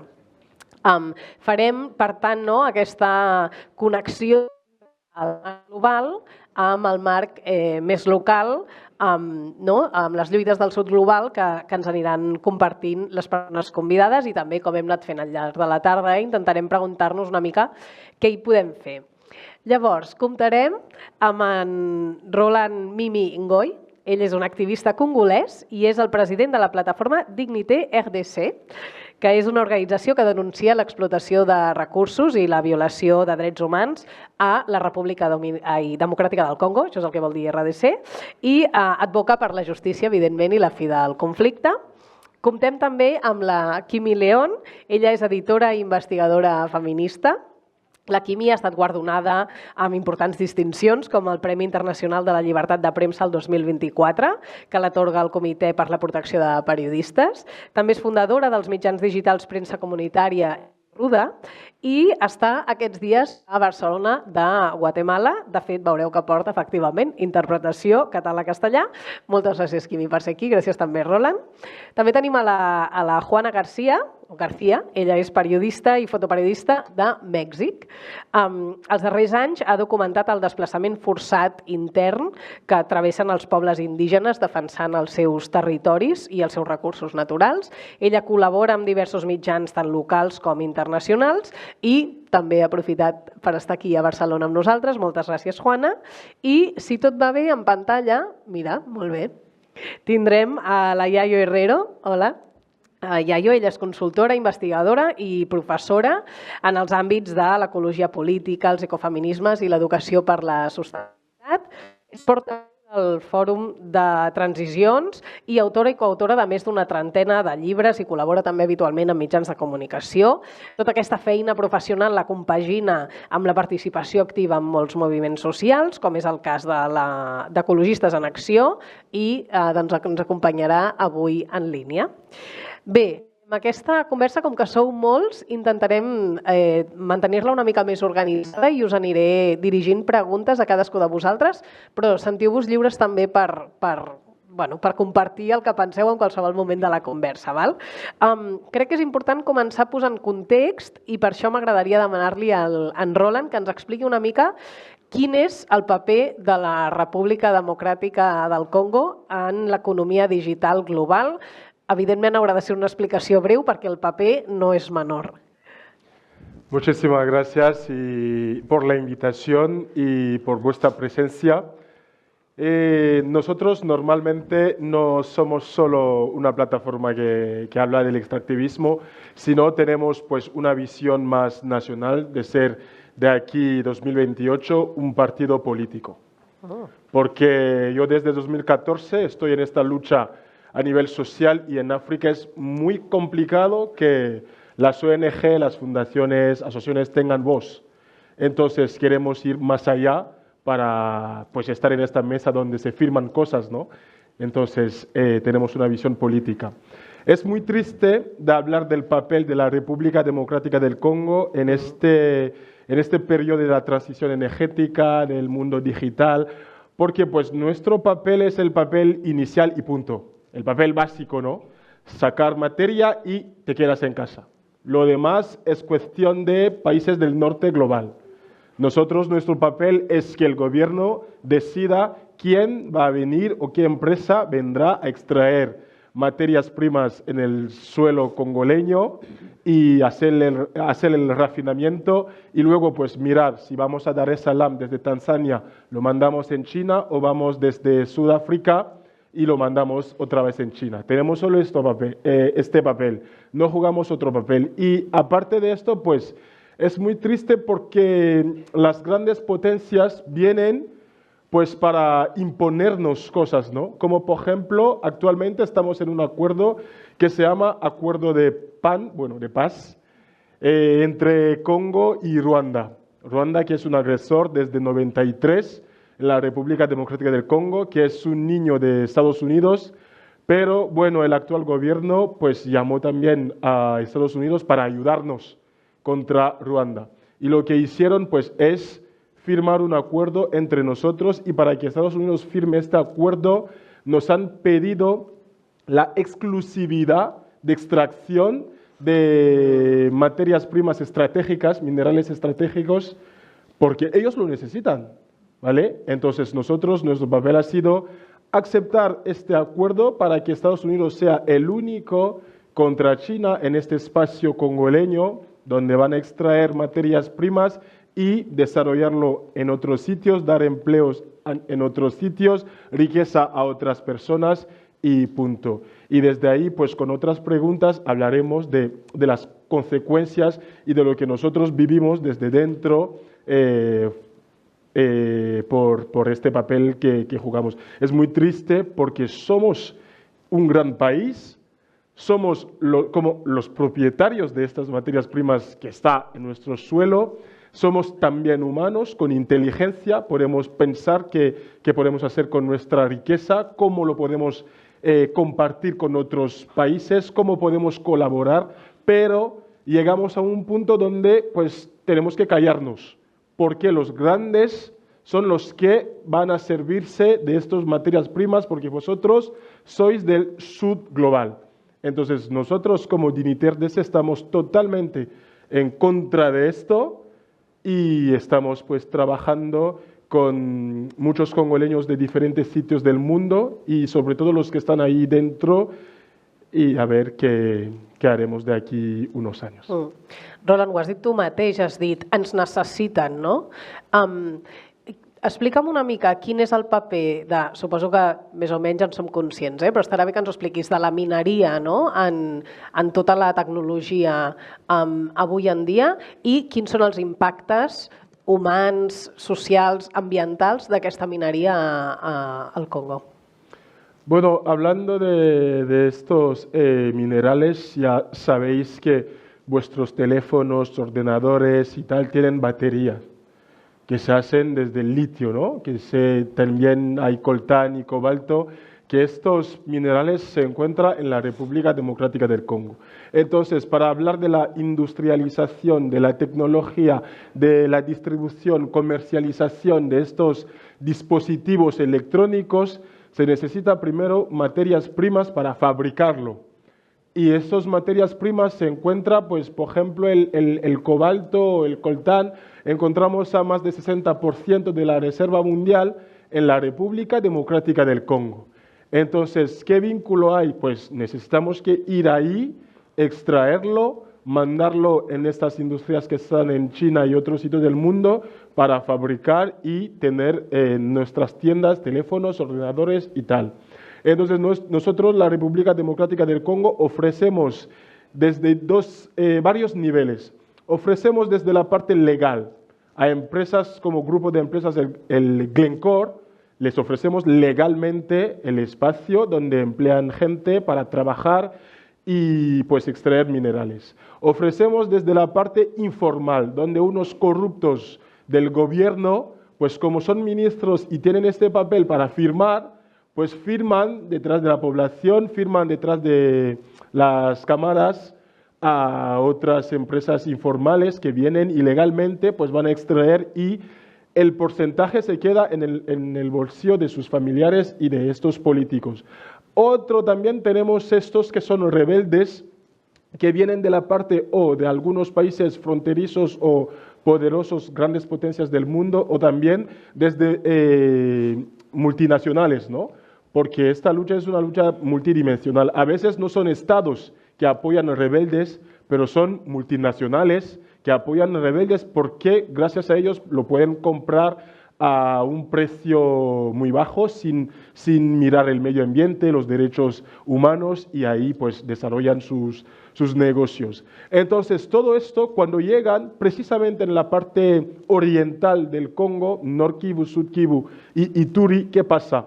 Como somos, eso es una evidencia, como somos un país subdesarrollado, en estas zonas la gente vive de la tierra, son campesinos, son agricultores, y es la vida de todos los días, la vida cotidiana que yo necesito, pues trabajar esta tierra para pues sacar mi legumbre, vender mi legumbre o mi zanahoria, o también pues elevar a mis animalitos, ¿no?, para sobrevivir, como por ejemplo las vacas en esta parte. ¿Y qué pasa? Cuando estas empresas o esos estados descubren que aquí en esta zona de la República Democrática del Congo hay coltano, cobalto, X mineral, vienen de las formas que os he explicado, o legalmente o ilegalmente, o con los rebeldes, a echar a esta población. A veces resistimos, pero vienen con armas que son muy fuertes, ¿vale? Por ejemplo, cuando llegan al lugar de echarnos simplemente, empiezan a matar, a violar, a quemar pueblos. Tú, cuando ya has escuchado que la vecina de al lado la han violado y a su hija, ¿qué vas a hacer? No vas a resistir más porque tienen este miedo. A veces te obligan a mirar cómo están violando a tu mujer, cómo están violando a tu hija. O también te piden a ti a violar a tus nietas. Entonces, cuando ya saben que esto pasará, ¿qué hacen? Sin que estén obligados a salir de la zona, salen ellos mismos para evitar que le encuentren. O también, pues, por la noche están quemando pueblos. Tú estás durmiendo y ya no puedes salir, o te levantas muy tarde, se quedan ahí tus bebés dentro del piso.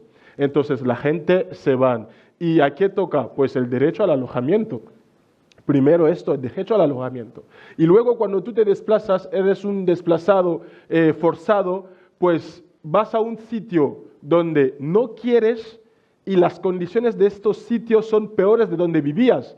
¿Por qué? Cada mañana estás esperando que venga un grupo, una ONG o el Estado a darte la comida de la mañana.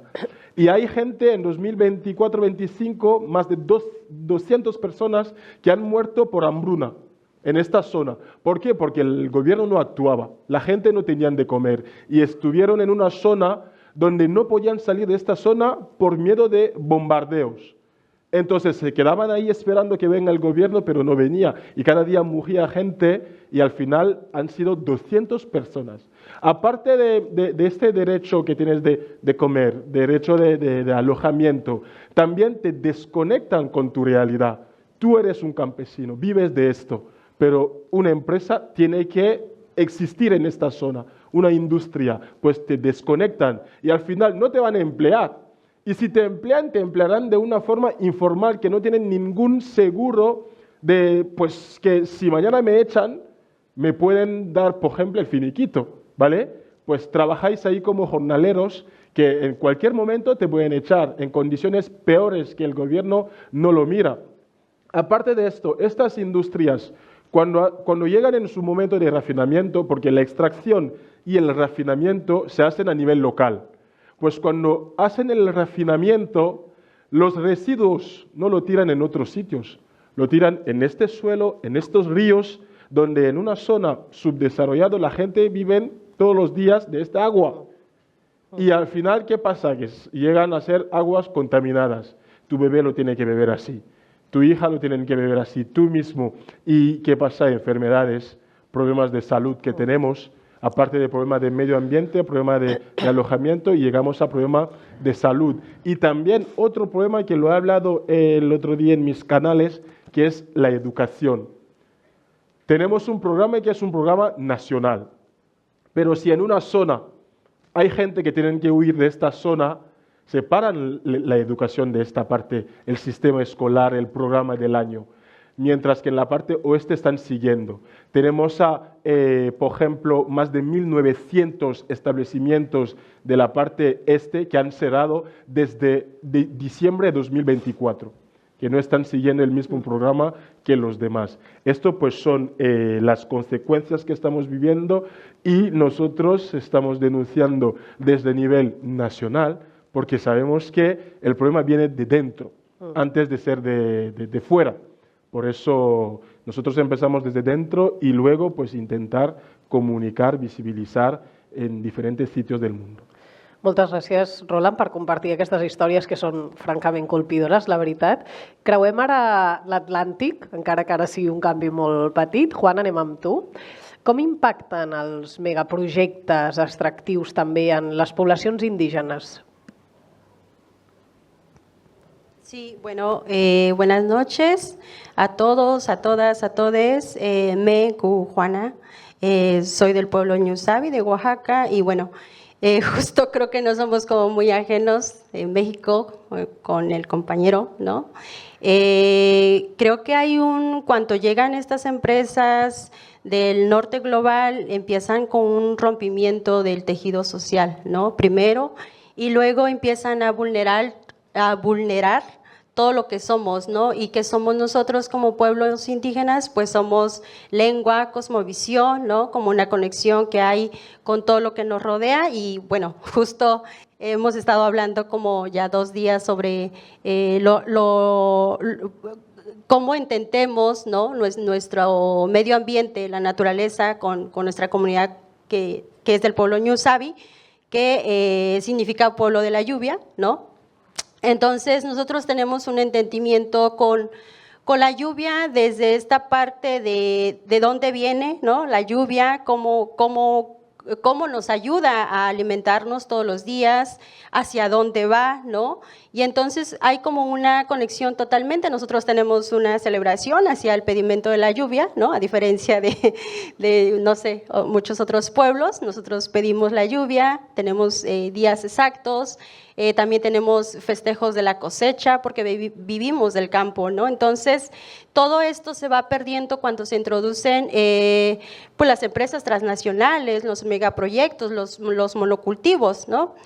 También se pierde los espacios sagrados, justo que esos espacios donde nosotros vamos a pedir la lluvia, donde nosotros tenemos una comunicación con el sol, ¿no? Con el fuego, con el viento. Cada elemento para nosotros es importante y está presente en todo momento. Entonces, pues esto, ¿no? Que pone en riesgo nuestros ríos, nuestras montañas y también nuestras memorias, ¿no?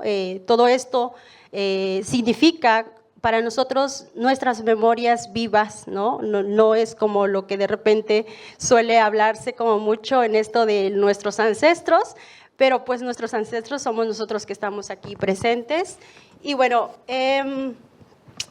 esto empieza a ser como un despojo, ¿no? Primero lo que hace la empresa es como entrar y empezar a dividir la comunidad, ¿no? Y empezar a dar como un recurso, un dinero, y entonces dice, tú convence a la vecina, al vecino, y porque yo te voy a dar un poco de dinero, tú vas a ganar, ¿no? Tanto porque me des permiso, ¿no? De entrar a tus tierras o usar tus tierras, o yo te voy a pagar por 20 años, ¿no? Y entonces le ofrece al campesinado, a las familias indígenas de, no sé, 1,000 pesos al mes, ¿no? Casi nada.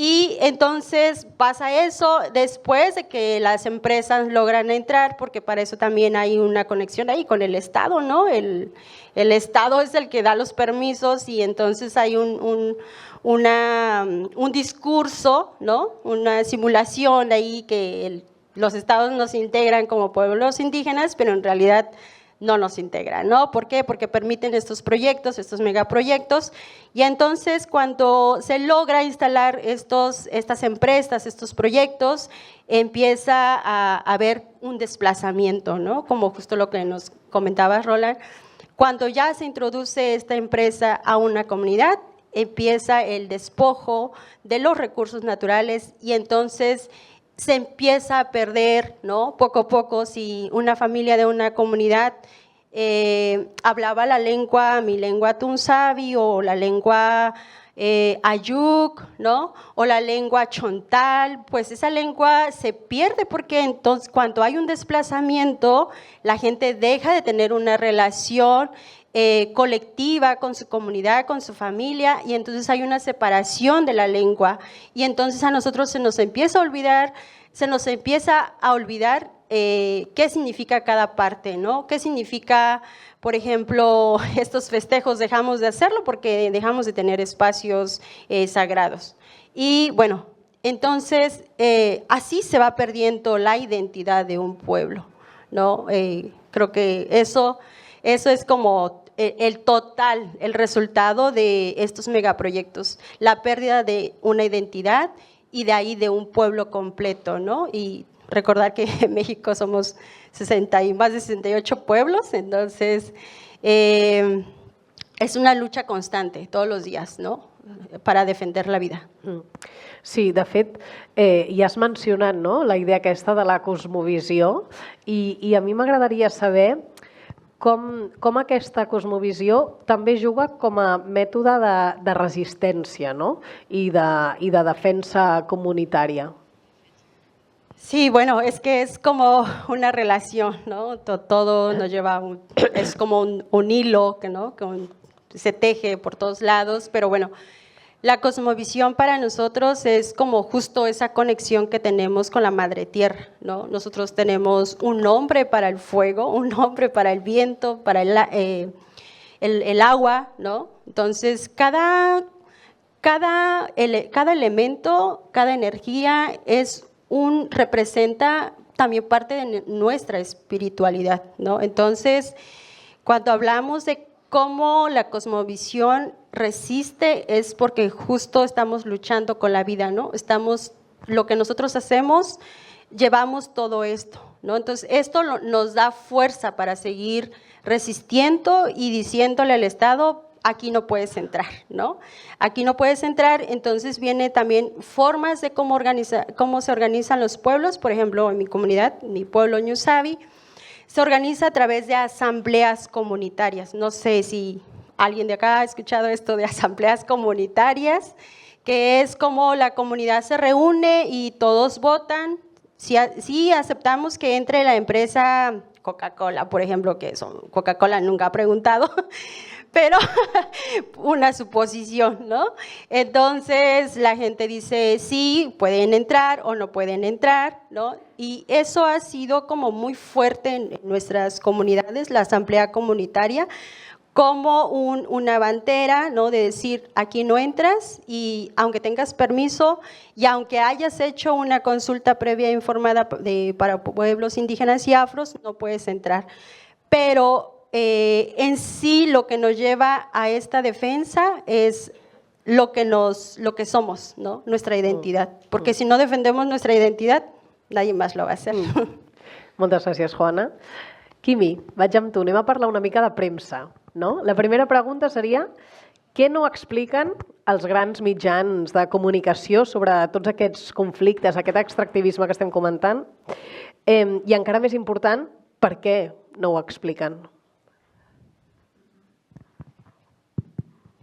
Sí, muchas gracias. Buenas noches a todos, todas, todes. Gracias por escucharnos y estar atentas también a nuestra palabra y testimonio. Quería dar un antecedente. En el año 99 el mundo estaba también en crisis, como ahora, quizá ahora más, pero se creó todo un movimiento contra la globalización en todo el mundo.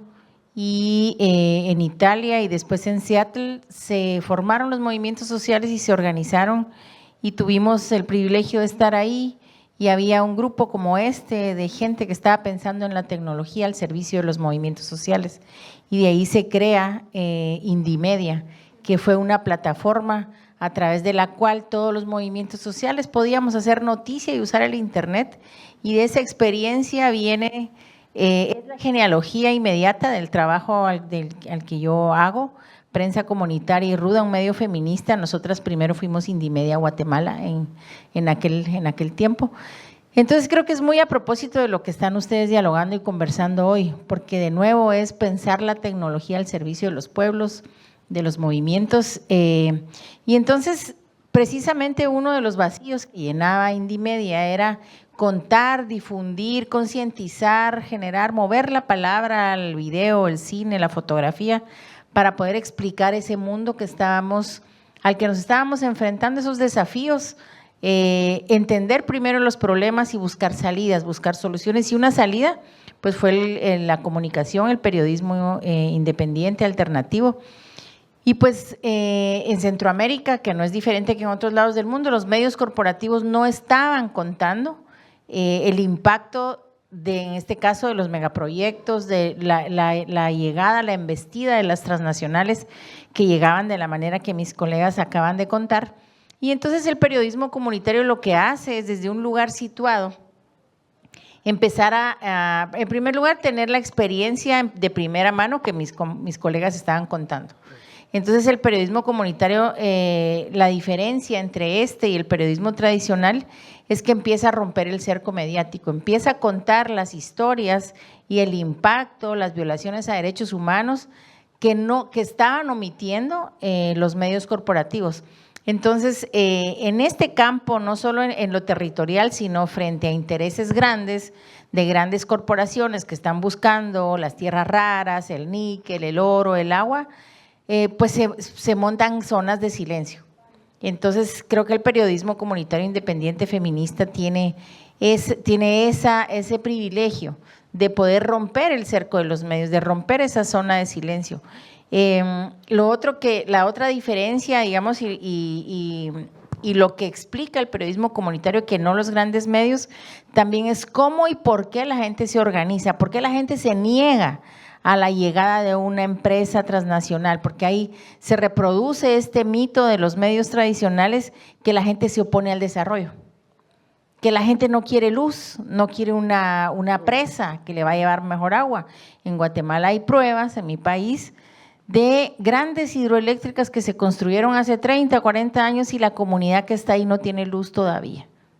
Entonces, lo que no cuentan los otros medios es por qué la gente se está organizando, por qué la gente se está negando, por qué la gente resiste. En Guatemala y en Mesoamérica esta categoría, que en realidad es una forma de vida y una forma de lucha, que es la resistencia, que no es solo me niego, no es solo no quiero, sino estoy planteando salidas.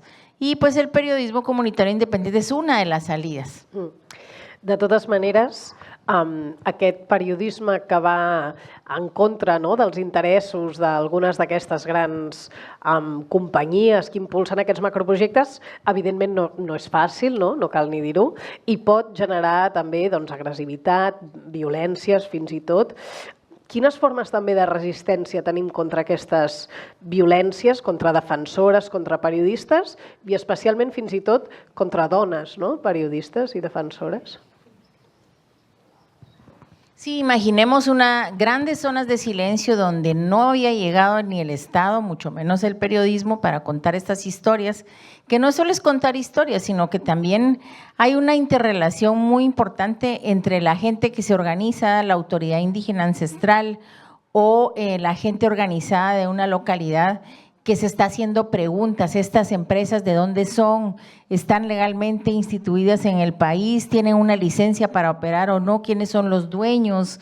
¿Qué es lo que están extrayendo? ¿Qué es lo que va a pasar? O sea, todas estas preguntas que se hace a la gente, el periodismo, cuando trabaja de la mano de la gente organizada, puede buscar respuestas a estas preguntas junto con la gente. Entonces, de ahí la importancia también de la investigación autorreferencial, de la autoetnografía, del trabajo de pensar qué es lo que está pasando aquí, de hacer mapeos, de hacer investigación local. Entonces, hacer esto, por supuesto, implica un riesgo gravísimo, porque las zonas de silencio lo que significan es la impunidad. Entonces, romper, investigar, poner el foco en esos lugares, en esas violaciones a los derechos humanos, por supuesto, que una de las cosas que hacen las grandes empresas es tratar de atacar al mensajero, es decir, a los y las periodistas que están haciendo estas revelaciones. Entonces, ahí en Guatemala y en Centroamérica hay un problema muy grave, y es la persecución que va, o la represión a quien hace este trabajo a nivel territorial, desde el asesinato, el encarcelamiento. En Guatemala hay una estrategia que es intentar llevarte a la cárcel o forzarte a que te vayas al exilio. Entonces hay momentos en los que las y los periodistas tienen que encontrarse en la disyuntiva de salgo del país o si me quedo me van a encarcelar. Por supuesto, allanamientos de las casas, seguimiento, espionaje a través de software en nuestros dispositivos, atacan nuestras redes sociales, etcétera. Y a las mujeres, por supuesto, la carga represiva tiene una carga misógina. Es decir, se utilizan las campañas de desprestigio, las campañas de desgaste en redes sociales, vinculándolo a la sexualidad, por supuesto. O sea, los ataques hacia las mujeres periodistas tienen esa carga de misoginia, tienen esa carga de violencia. Entonces, la violencia digital ha ido en aumento y por lo tanto la misoginia y los ataques violentos sexuales también van en aumento hacia las mujeres periodistas. ¿Qué hemos hecho las periodistas en Centroamérica? Pues proteger nuestra vida, pero también organizarnos desde los cuidados colectivos, desde emocionales, psicosociales, espirituales y pues por supuesto buscar espacios como esos también para encontrar diálogo y encontrar salidas de manera colectiva. Molt bé, moltes gràcies, Quimi. Iaio, anem amb tu. Ajuda'ns una mica a creuar totes aquestes realitats que estem comentant i no sé si veus quins patrons comuns hi ha en totes aquestes històries que estem sentint i una part potser més incòmoda, que és quin és el nostre paper una mica, no? El de la Unió Europea i el nord global en tot això. Bueno, buena tarde y muchas gracias por la invitación. Quiero decir que para mí es un orgullo formar parte de esta mesa y haber podido escuchar a las personas que han intervenido antes que yo, ¿no? Y cuando desde el pudor que me da hablar de realidades tan duras que yo no vivo y que vivimos además desde lugares de privilegio, desde lugares que también son en cierto modo causantes de una buena parte de los problemas, es desde donde quiero compartir pues algunos de estos patrones comunes que me parece que están en los testimonios que se han compartido, ¿no? Un primer elemento común es que en la raíz, digamos, de los problemas, lo que nos encontramos es una dinámica y una matriz que es brutalmente colonial, ¿no? O sea, yo creo que este es un primer elemento que hay que poner encima de la mesa. Quienes, de alguna manera, estimulan, promueven, financian proyectos que tienen esta dimensión tremendamente extractivista en el territorio, están en lugares de privilegio y tienen el origen fundamentalmente en países del norte global, ¿no? Por tanto, un patrón común es que lo que hay detrás son dinámicas coloniales que nunca han desaparecido y que ahora adquieren dimensiones distintas de la mano de las reglas del comercio y también de la intervención, digamos, violenta, ¿no? En estos días o en estos últimos meses estamos viendo cómo eso además se intensifica de una forma notable y además el papel que está jugando la propia tecnología como instrumento y herramienta de vigilancia, también la propia tecnología digital en la generación de un nuevo tipo de armamento mucho más eficaz desde el punto de vista de crear terror, desde el punto de vista de la destrucción, que ha sido probado durante los 2 últimos años en el territorio de Gaza, ¿no? Es decir, con la inteligencia artificial formando un elemento crucial, digamos, de estas nuevas estrategias de armamento y siendo, digamos, extendidas al resto del mundo, ¿no?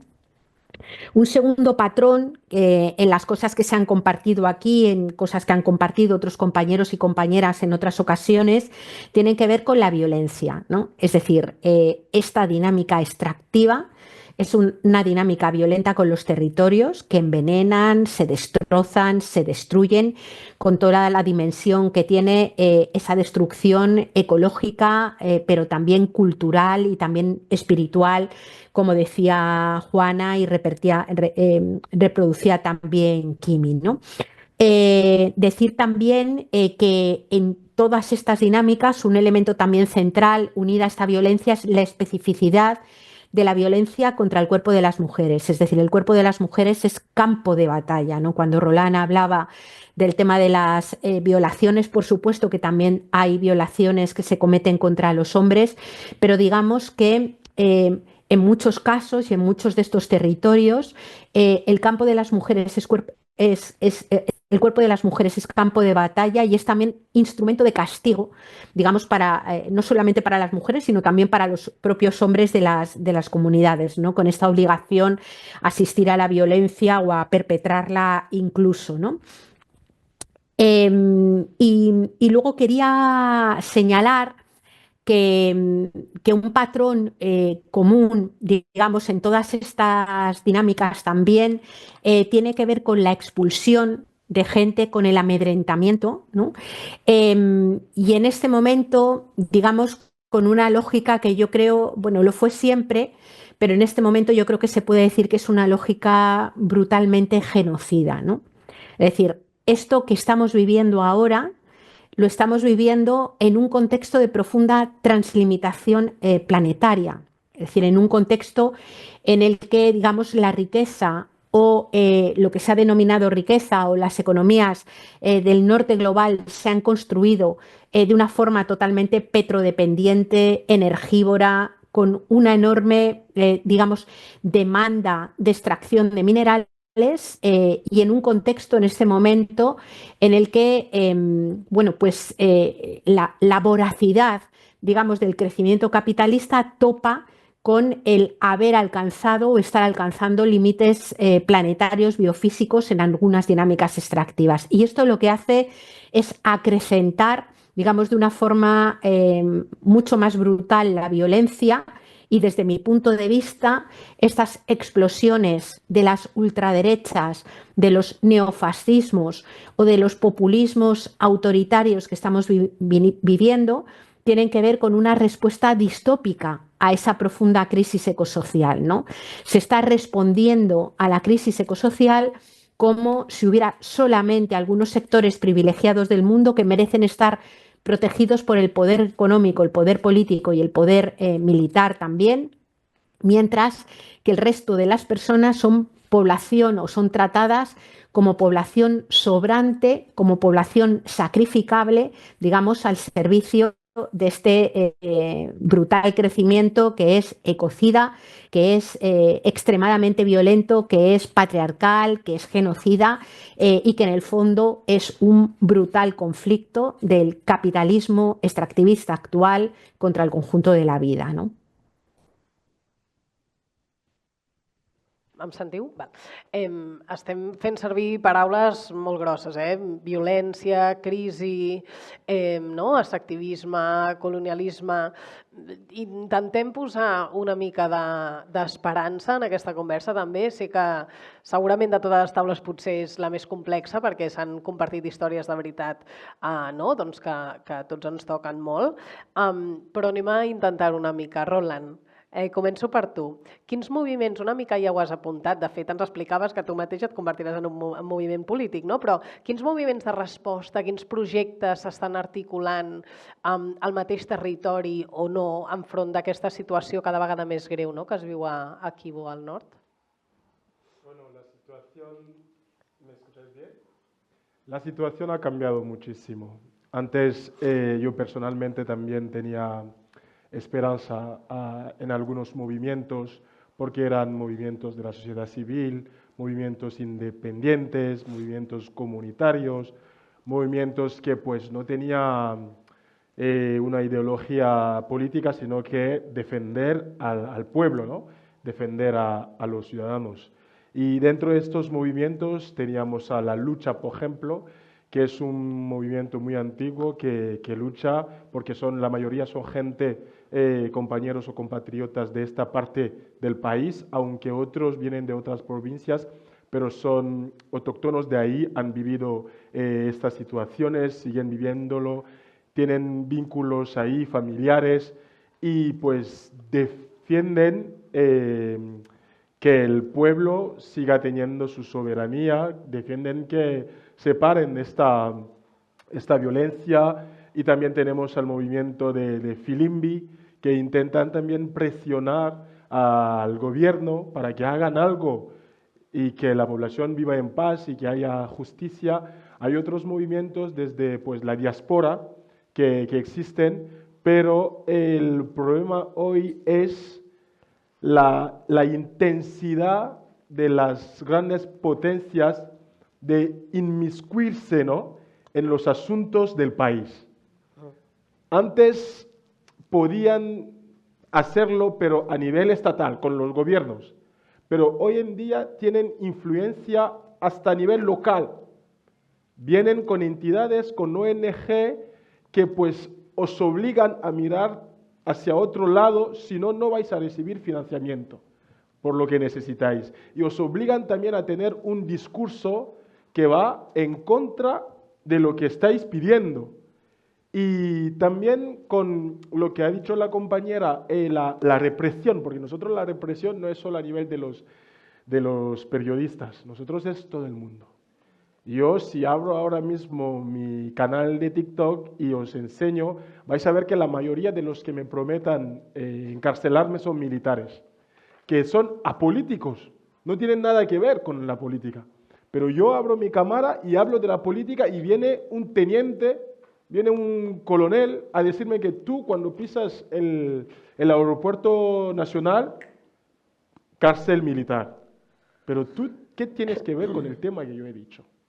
Entonces, este nivel de represión hace que unos grupos hoy en día ya no se organizan como antes, ya no luchan como antes. Y vemos que pues, el enemigo está ganando terreno. Por eso nosotros hemos dicho, bueno, estamos en la parte social, pero también queremos llegar en esta parte político para dar esperanza a nuestro pueblo, porque estamos viendo cómo los demás fallan.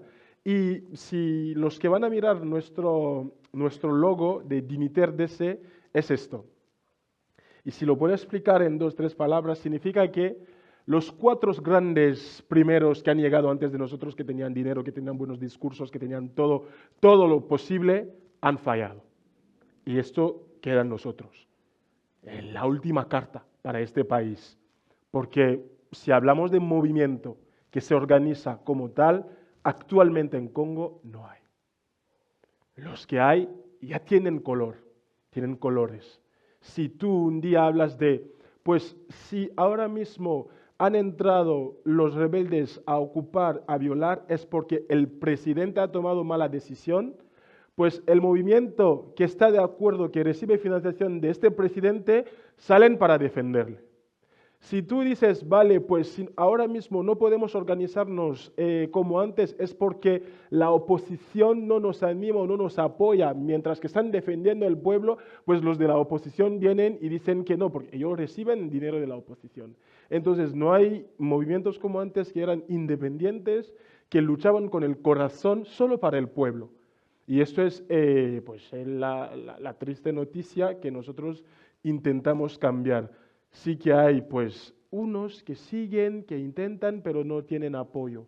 Son muy pequeñitos, como decía la señora que hablaba de campesinos aquí, que decía, pues somos una organización chiquitita, muy pequeñita. Pues los que son muy pequeñitas son los únicos que quedan como los verdaderos. No, su mensaje no puede llegar ni a otro barrio, porque no tienen capacidad de organizar una charla o de sensibilizar, y también tienen este miedo de que cuando yo voy a sensibilizar, voy a hablar de la realidad. Y si hablo de la realidad, tocaré la política del país. Si hablo de la realidad, pues tocaré los que tienen más potencia, más fuerza que yo. Entonces ya mi madre desde la habitación me ha dicho, no te quiero ver en la cárcel, porque nosotros no tenemos dinero, no somos una familia rica. Evítanos estos problemas. Por ejemplo, mi historia, cuando llegué aquí en España, he llegado como estudiante, porque vengo de una familia que tenía un poquito.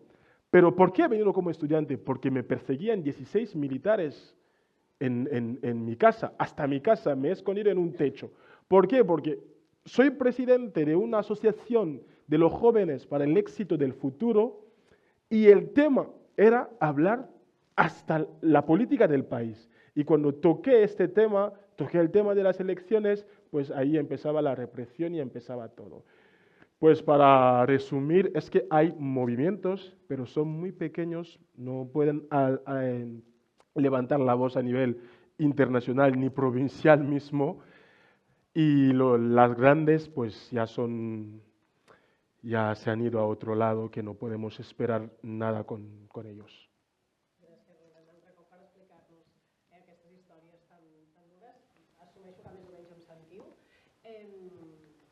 Juana i Quimi, una mica a totes dues, perquè vosaltres ja heu parlat una mica de resistència, no? De formes de resistència en els casos que heu compartit.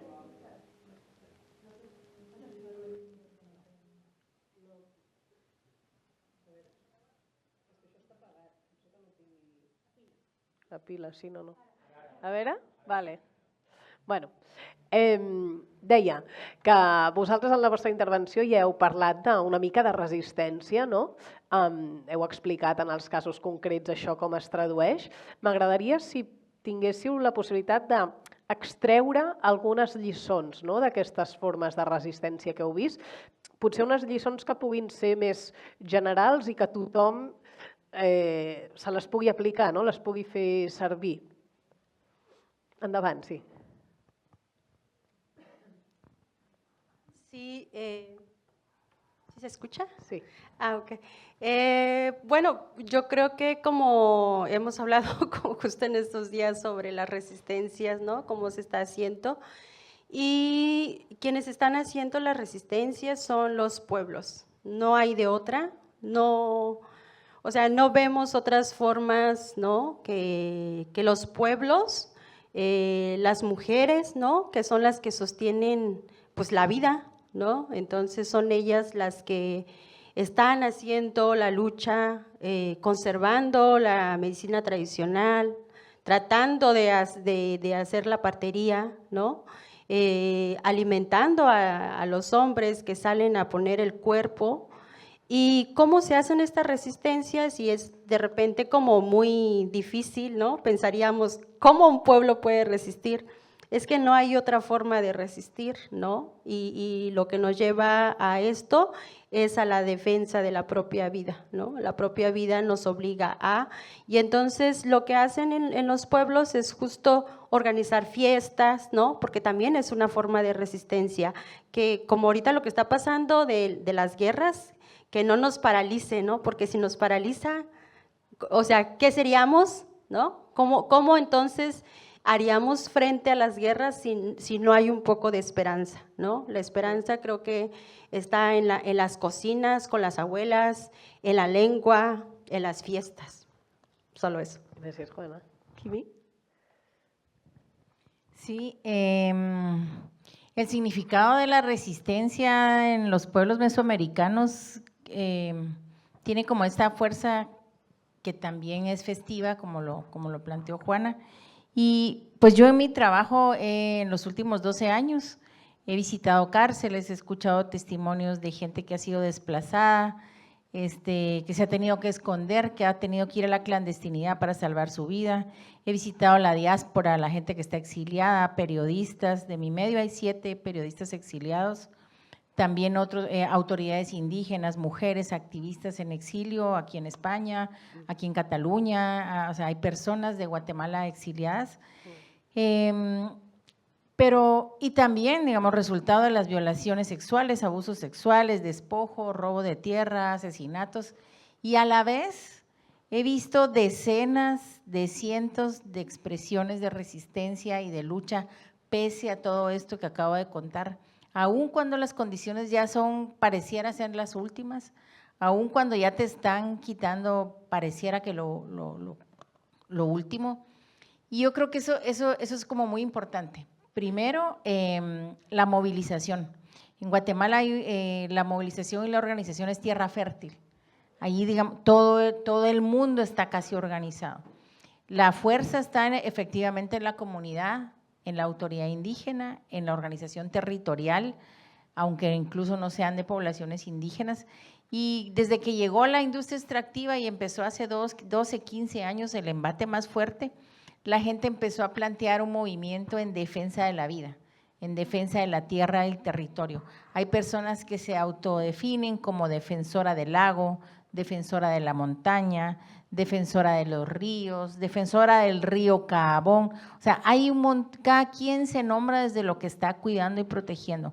Protectora y defensora de las semillas. Entonces, digamos, cada persona tiene un rol. Yo creo que de las lecciones importantes está la preservación de lo propio, de lo que creemos que es importante. Cada persona sabe o puede saber qué es lo más importante que puede cuidar, ya sea las semillas, la música, un baile tradicional, la casa, la familia, el descanso, es decir, la palabra, la imagen. Cada quien sabe lo que puede aportar. El periodismo y la comunicación y la investigación del lado o con las comunidades creo que es una lección también muy importante. Y en el caso de Guatemala, la consulta libre, previa e informada, como no fue promovida ni por el Estado ni por las empresas, la gente promovió más de 100 consultas de buena fe o consultas de vecinos, y ahí tú ves a las niñeces, a las mujeres y a todo el mundo involucrados pensando en su futuro. Entonces, yo creo que la esperanza radica en nosotras mismas, en la posibilidad de cuidarnos y en la posibilidad también de pensar en nosotras mismas y nuestros cuidados, pero los cuidados colectivos también. Creo que hay mucho por hacer y sé que en estos momentos para toda la humanidad no es fácil pensar, ¿hay futuro? ¿Qué voy a hacer? ¿Va a haber agua o no? Porque todo es muy distópico y todo es muy agobiante, y la desinformación es demasiada y la tecnología ahora se nos volteó. O sea, yo mencioné que Indymedia surgió en un momento y pensamos el internet es libre y podemos poner nuestros medios, hacer nuestros medios y tomar nuestros medios, y lo hicimos. Ahora esto se volvió una trampa y ahora es momento de pensar entonces, ¿ahora qué? ¿Cuáles son nuestros desafíos actuales? Si este es el tiempo que nos está tocando vivir, ¿cómo podemos ser los mejores hijos de este tiempo, pero para encontrar salidas? Entonces creo que hay esperanza. La esperanza es encontrar un salón lleno de gente que está interesada en pensarnos desde Guatemala, desde el Congo, desde Cataluña. Es lindo además oírles hablar su idioma, y hay resistencia. Entonces creo que, como decía una canción, ¿quién dijo que todo está perdido? Moltes gràcies, Kiwi.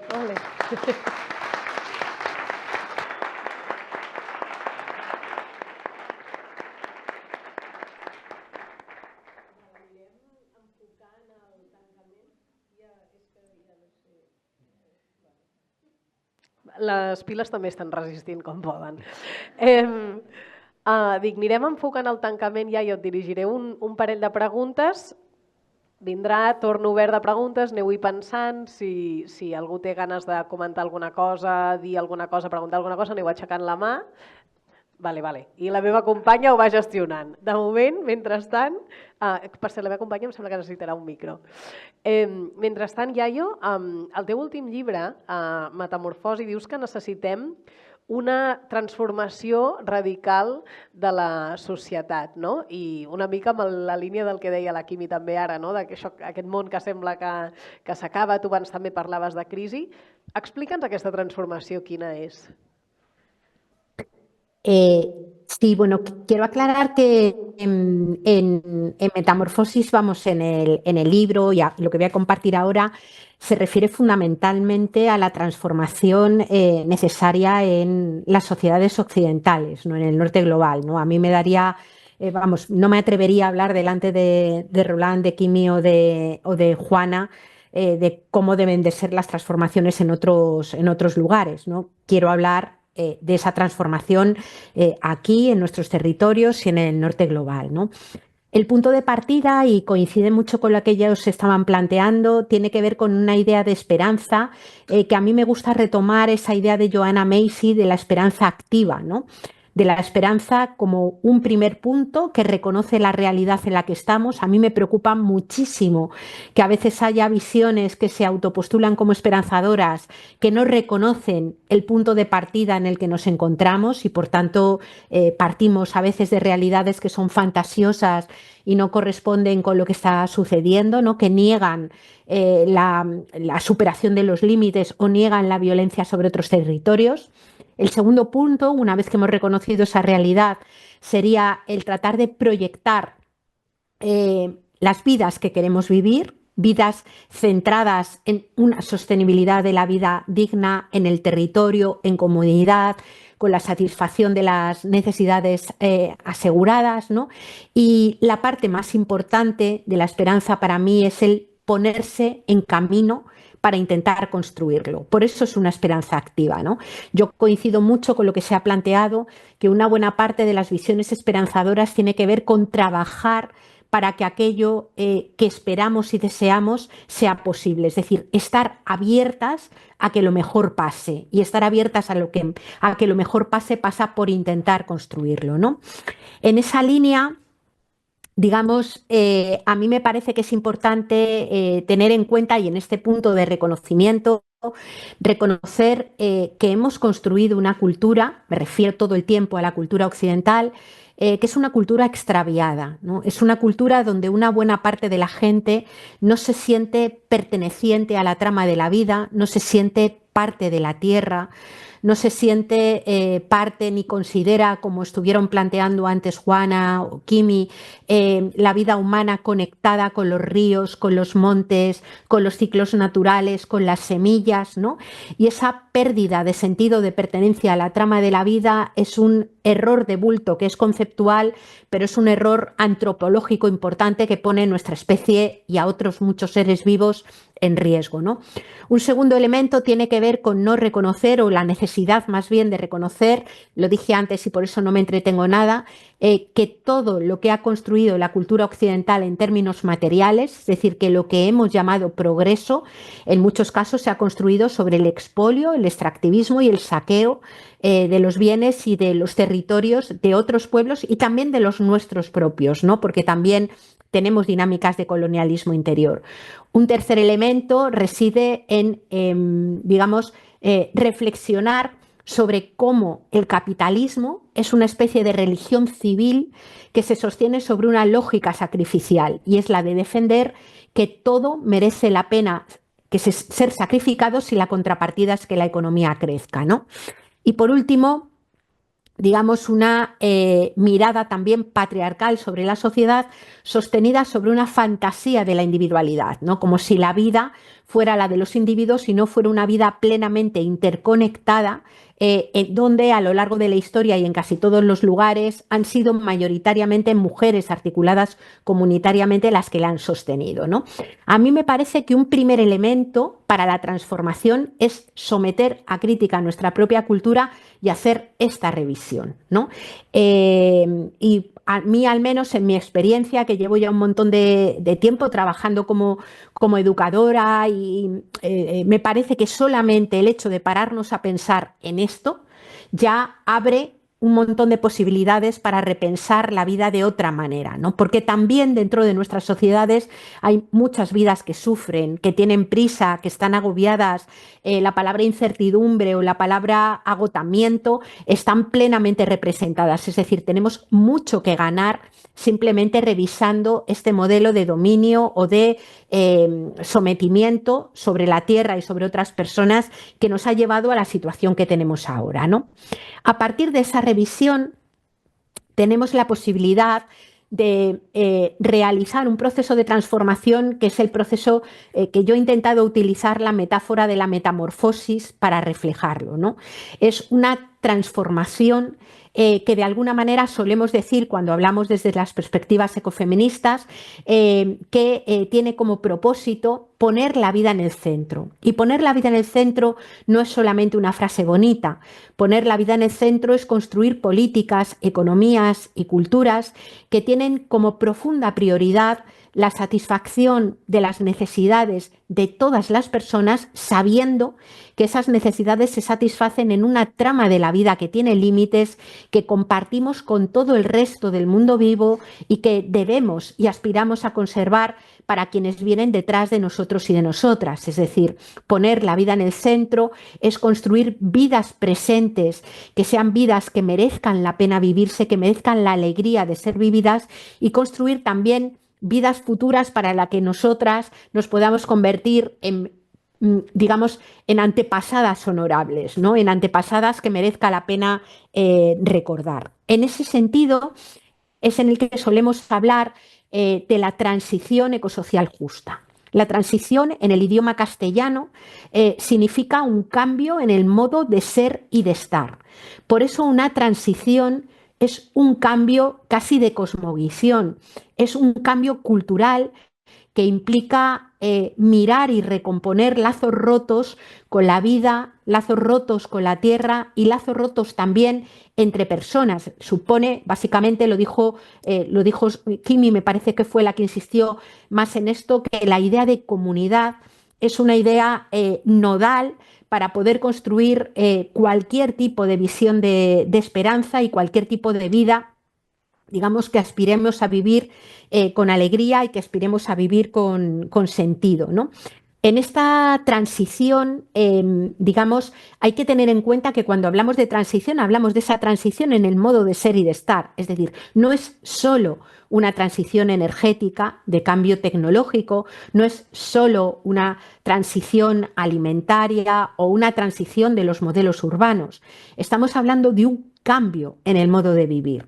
Y un cambio en el modo de vivir que, como decía antes, tenga como principal objetivo la garantía de condiciones de existencias dignas, sabiendo que esa existencia hay que desarrollarla en un planeta ya translimitado, en pleno proceso de cambio global y que compartimos con todo el mundo vivo. Esa es la transición, ¿no? Ahí, desde algunos lugares, algún sitio como el Foro de Transiciones, hemos desarrollado algunos procesos de participación en donde hemos juntado a personas muy diferentes, muchas de ellas de ideologías o digamos, procedencias previas extremadamente diferentes, que puedan abrir grandes conversaciones o pequeñas conversaciones que formen una gran conversación, que de alguna manera nos permitan articular cuáles serían los objetivos, digamos, de esa transición ecosocial justa. Yo no tengo tiempo ahora de detallarlos, están recogidos en algunos documentos, pero hemos llegado a hacer algunos programas de corte más bien político o macroestructural, pero también dinámicas construidas desde abajo, desde lo barrial, desde lo comunitario, porque como muy bien decía Roland, cuando en el ámbito político, digamos, no se hace lo que hay que hacer, somos las comunidades, los grupos organizados, quienes tenemos que empezar a construirlo, quienes tenemos que empezar a ponerle digamos, piso a esa alternativa, que en el caso concreto de los países del norte global pasa radicalmente por adoptar una perspectiva de suficiencia en los modos de vida. Es decir, hay que aprender a vivir con lo suficiente, porque es la única vía de que otras personas que han sido despojadas puedan tener también lo suficiente. En ese sentido, la suficiencia es lo mismo un derecho que una obligación. Es el derecho a vivir una vida suficiente para quienes no la tienen y es la obligación de aprender a vivir con mucho menos material, energía, minerales, agua, para aquellos pueblos que viven con mucho más de lo que les corresponde, ¿no? En ese sentido es en el que solemos hablar de las propuestas de transición ecosocial justas en un contexto de contracción, de decrecimiento inevitable material a escala global, que para que sea justo hay que hacerlo de una forma asimétrica, es decir, hay que aprender a vivir con mucho menos en los lugares donde se usa mucho más de lo que es posible para que todas las personas, los animales, las plantas, las bacterias puedan aspirar a seguir viviendo en este país, ¿no? En este planeta, perdón. Decir que, por terminar con un apunte, que en este sentido el privilegio, es decir, el privilegio construido sobre esas dinámicas de violencia y coloniales de las que hablé en la primera intervención, es una responsabilidad, ¿no? Y responsabilidad no es lo mismo que culpa. La culpa para mí es un sentimiento improductivo, pero la responsabilidad es lo que te convierte en un agente político, en un agente social capaz de hacerse cargo de las consecuencias de los propios actos y capaz de hacerse cargo de la vida de otras personas. Nos podemos hacer cargo de cosas de las que no nos sentimos directamente culpables, ¿no? Y ahí creo que efectivamente vivir en zonas que viven sostenidas sobre modos de vida imperial y privilegiados es también, digamos, una responsabilidad, ¿no? Termino señalando que a esto es a lo que le llamamos una revolución humilde, y humilde no porque se conforme con poco, humilde porque la palabra humildad viene de humus, y de humus viene también lo humano, y de humus viene el concepto también de tierra, ¿no? Es una revolución que implica anclarse, meterse, tomar tierra y generar comunidad. Bé, Iaio, gràcies.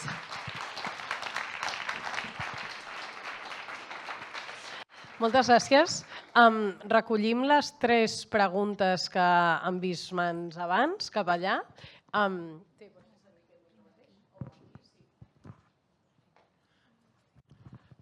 Sí, quisiera preguntar sobre el tema del Congo.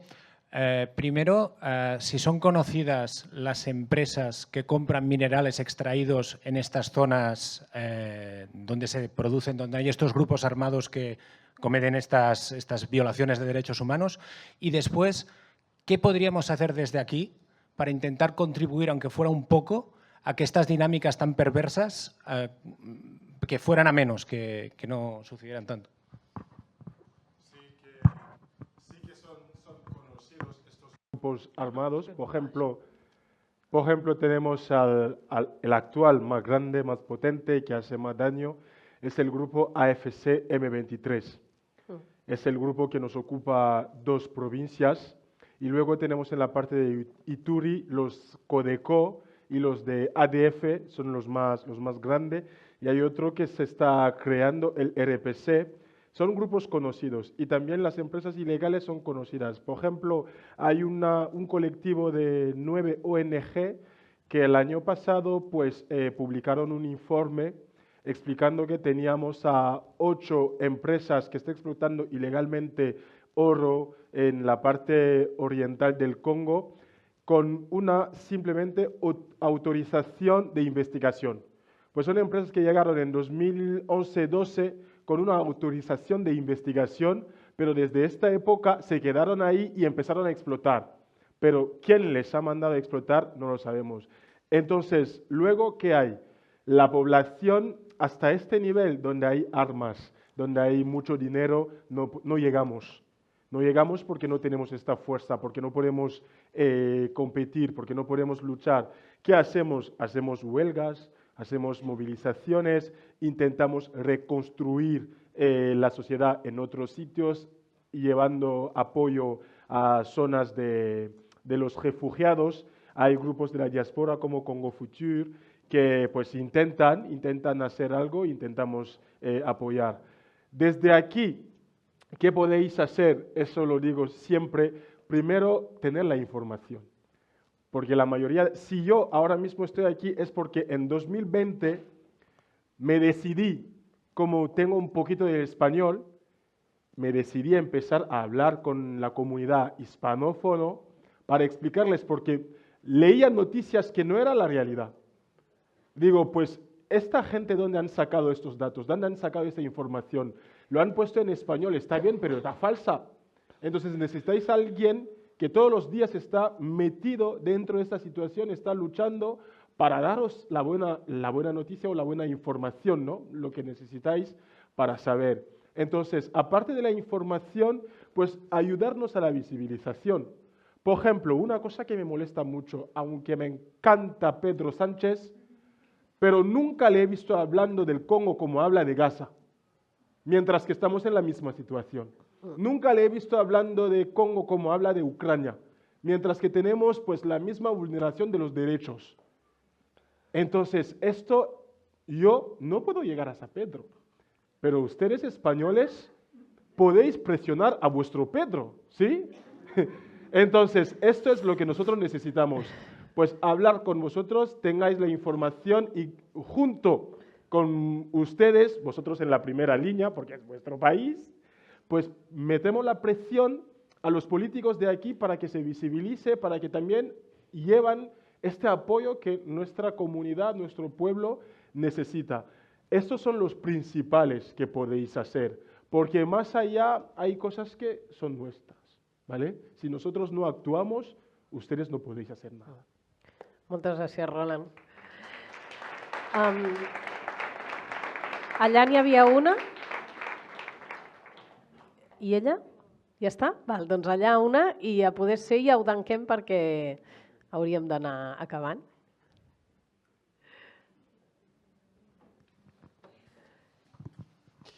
Bueno, súper interesante la ponencia, todos. Tengo una pregunta para la compañera de Guatemala. Tú citas Indymedia, que me parece una experiencia como realmente fundamental, sobre todo si lo pensaba en términos tecnopolíticos, ¿no? Como la relación tecnología y política. Una de las tantas cosas buenas que a mi parecer tenía Indymedia, que fue este movimiento que supo adelantarse, ¿no? Incluso al mercado.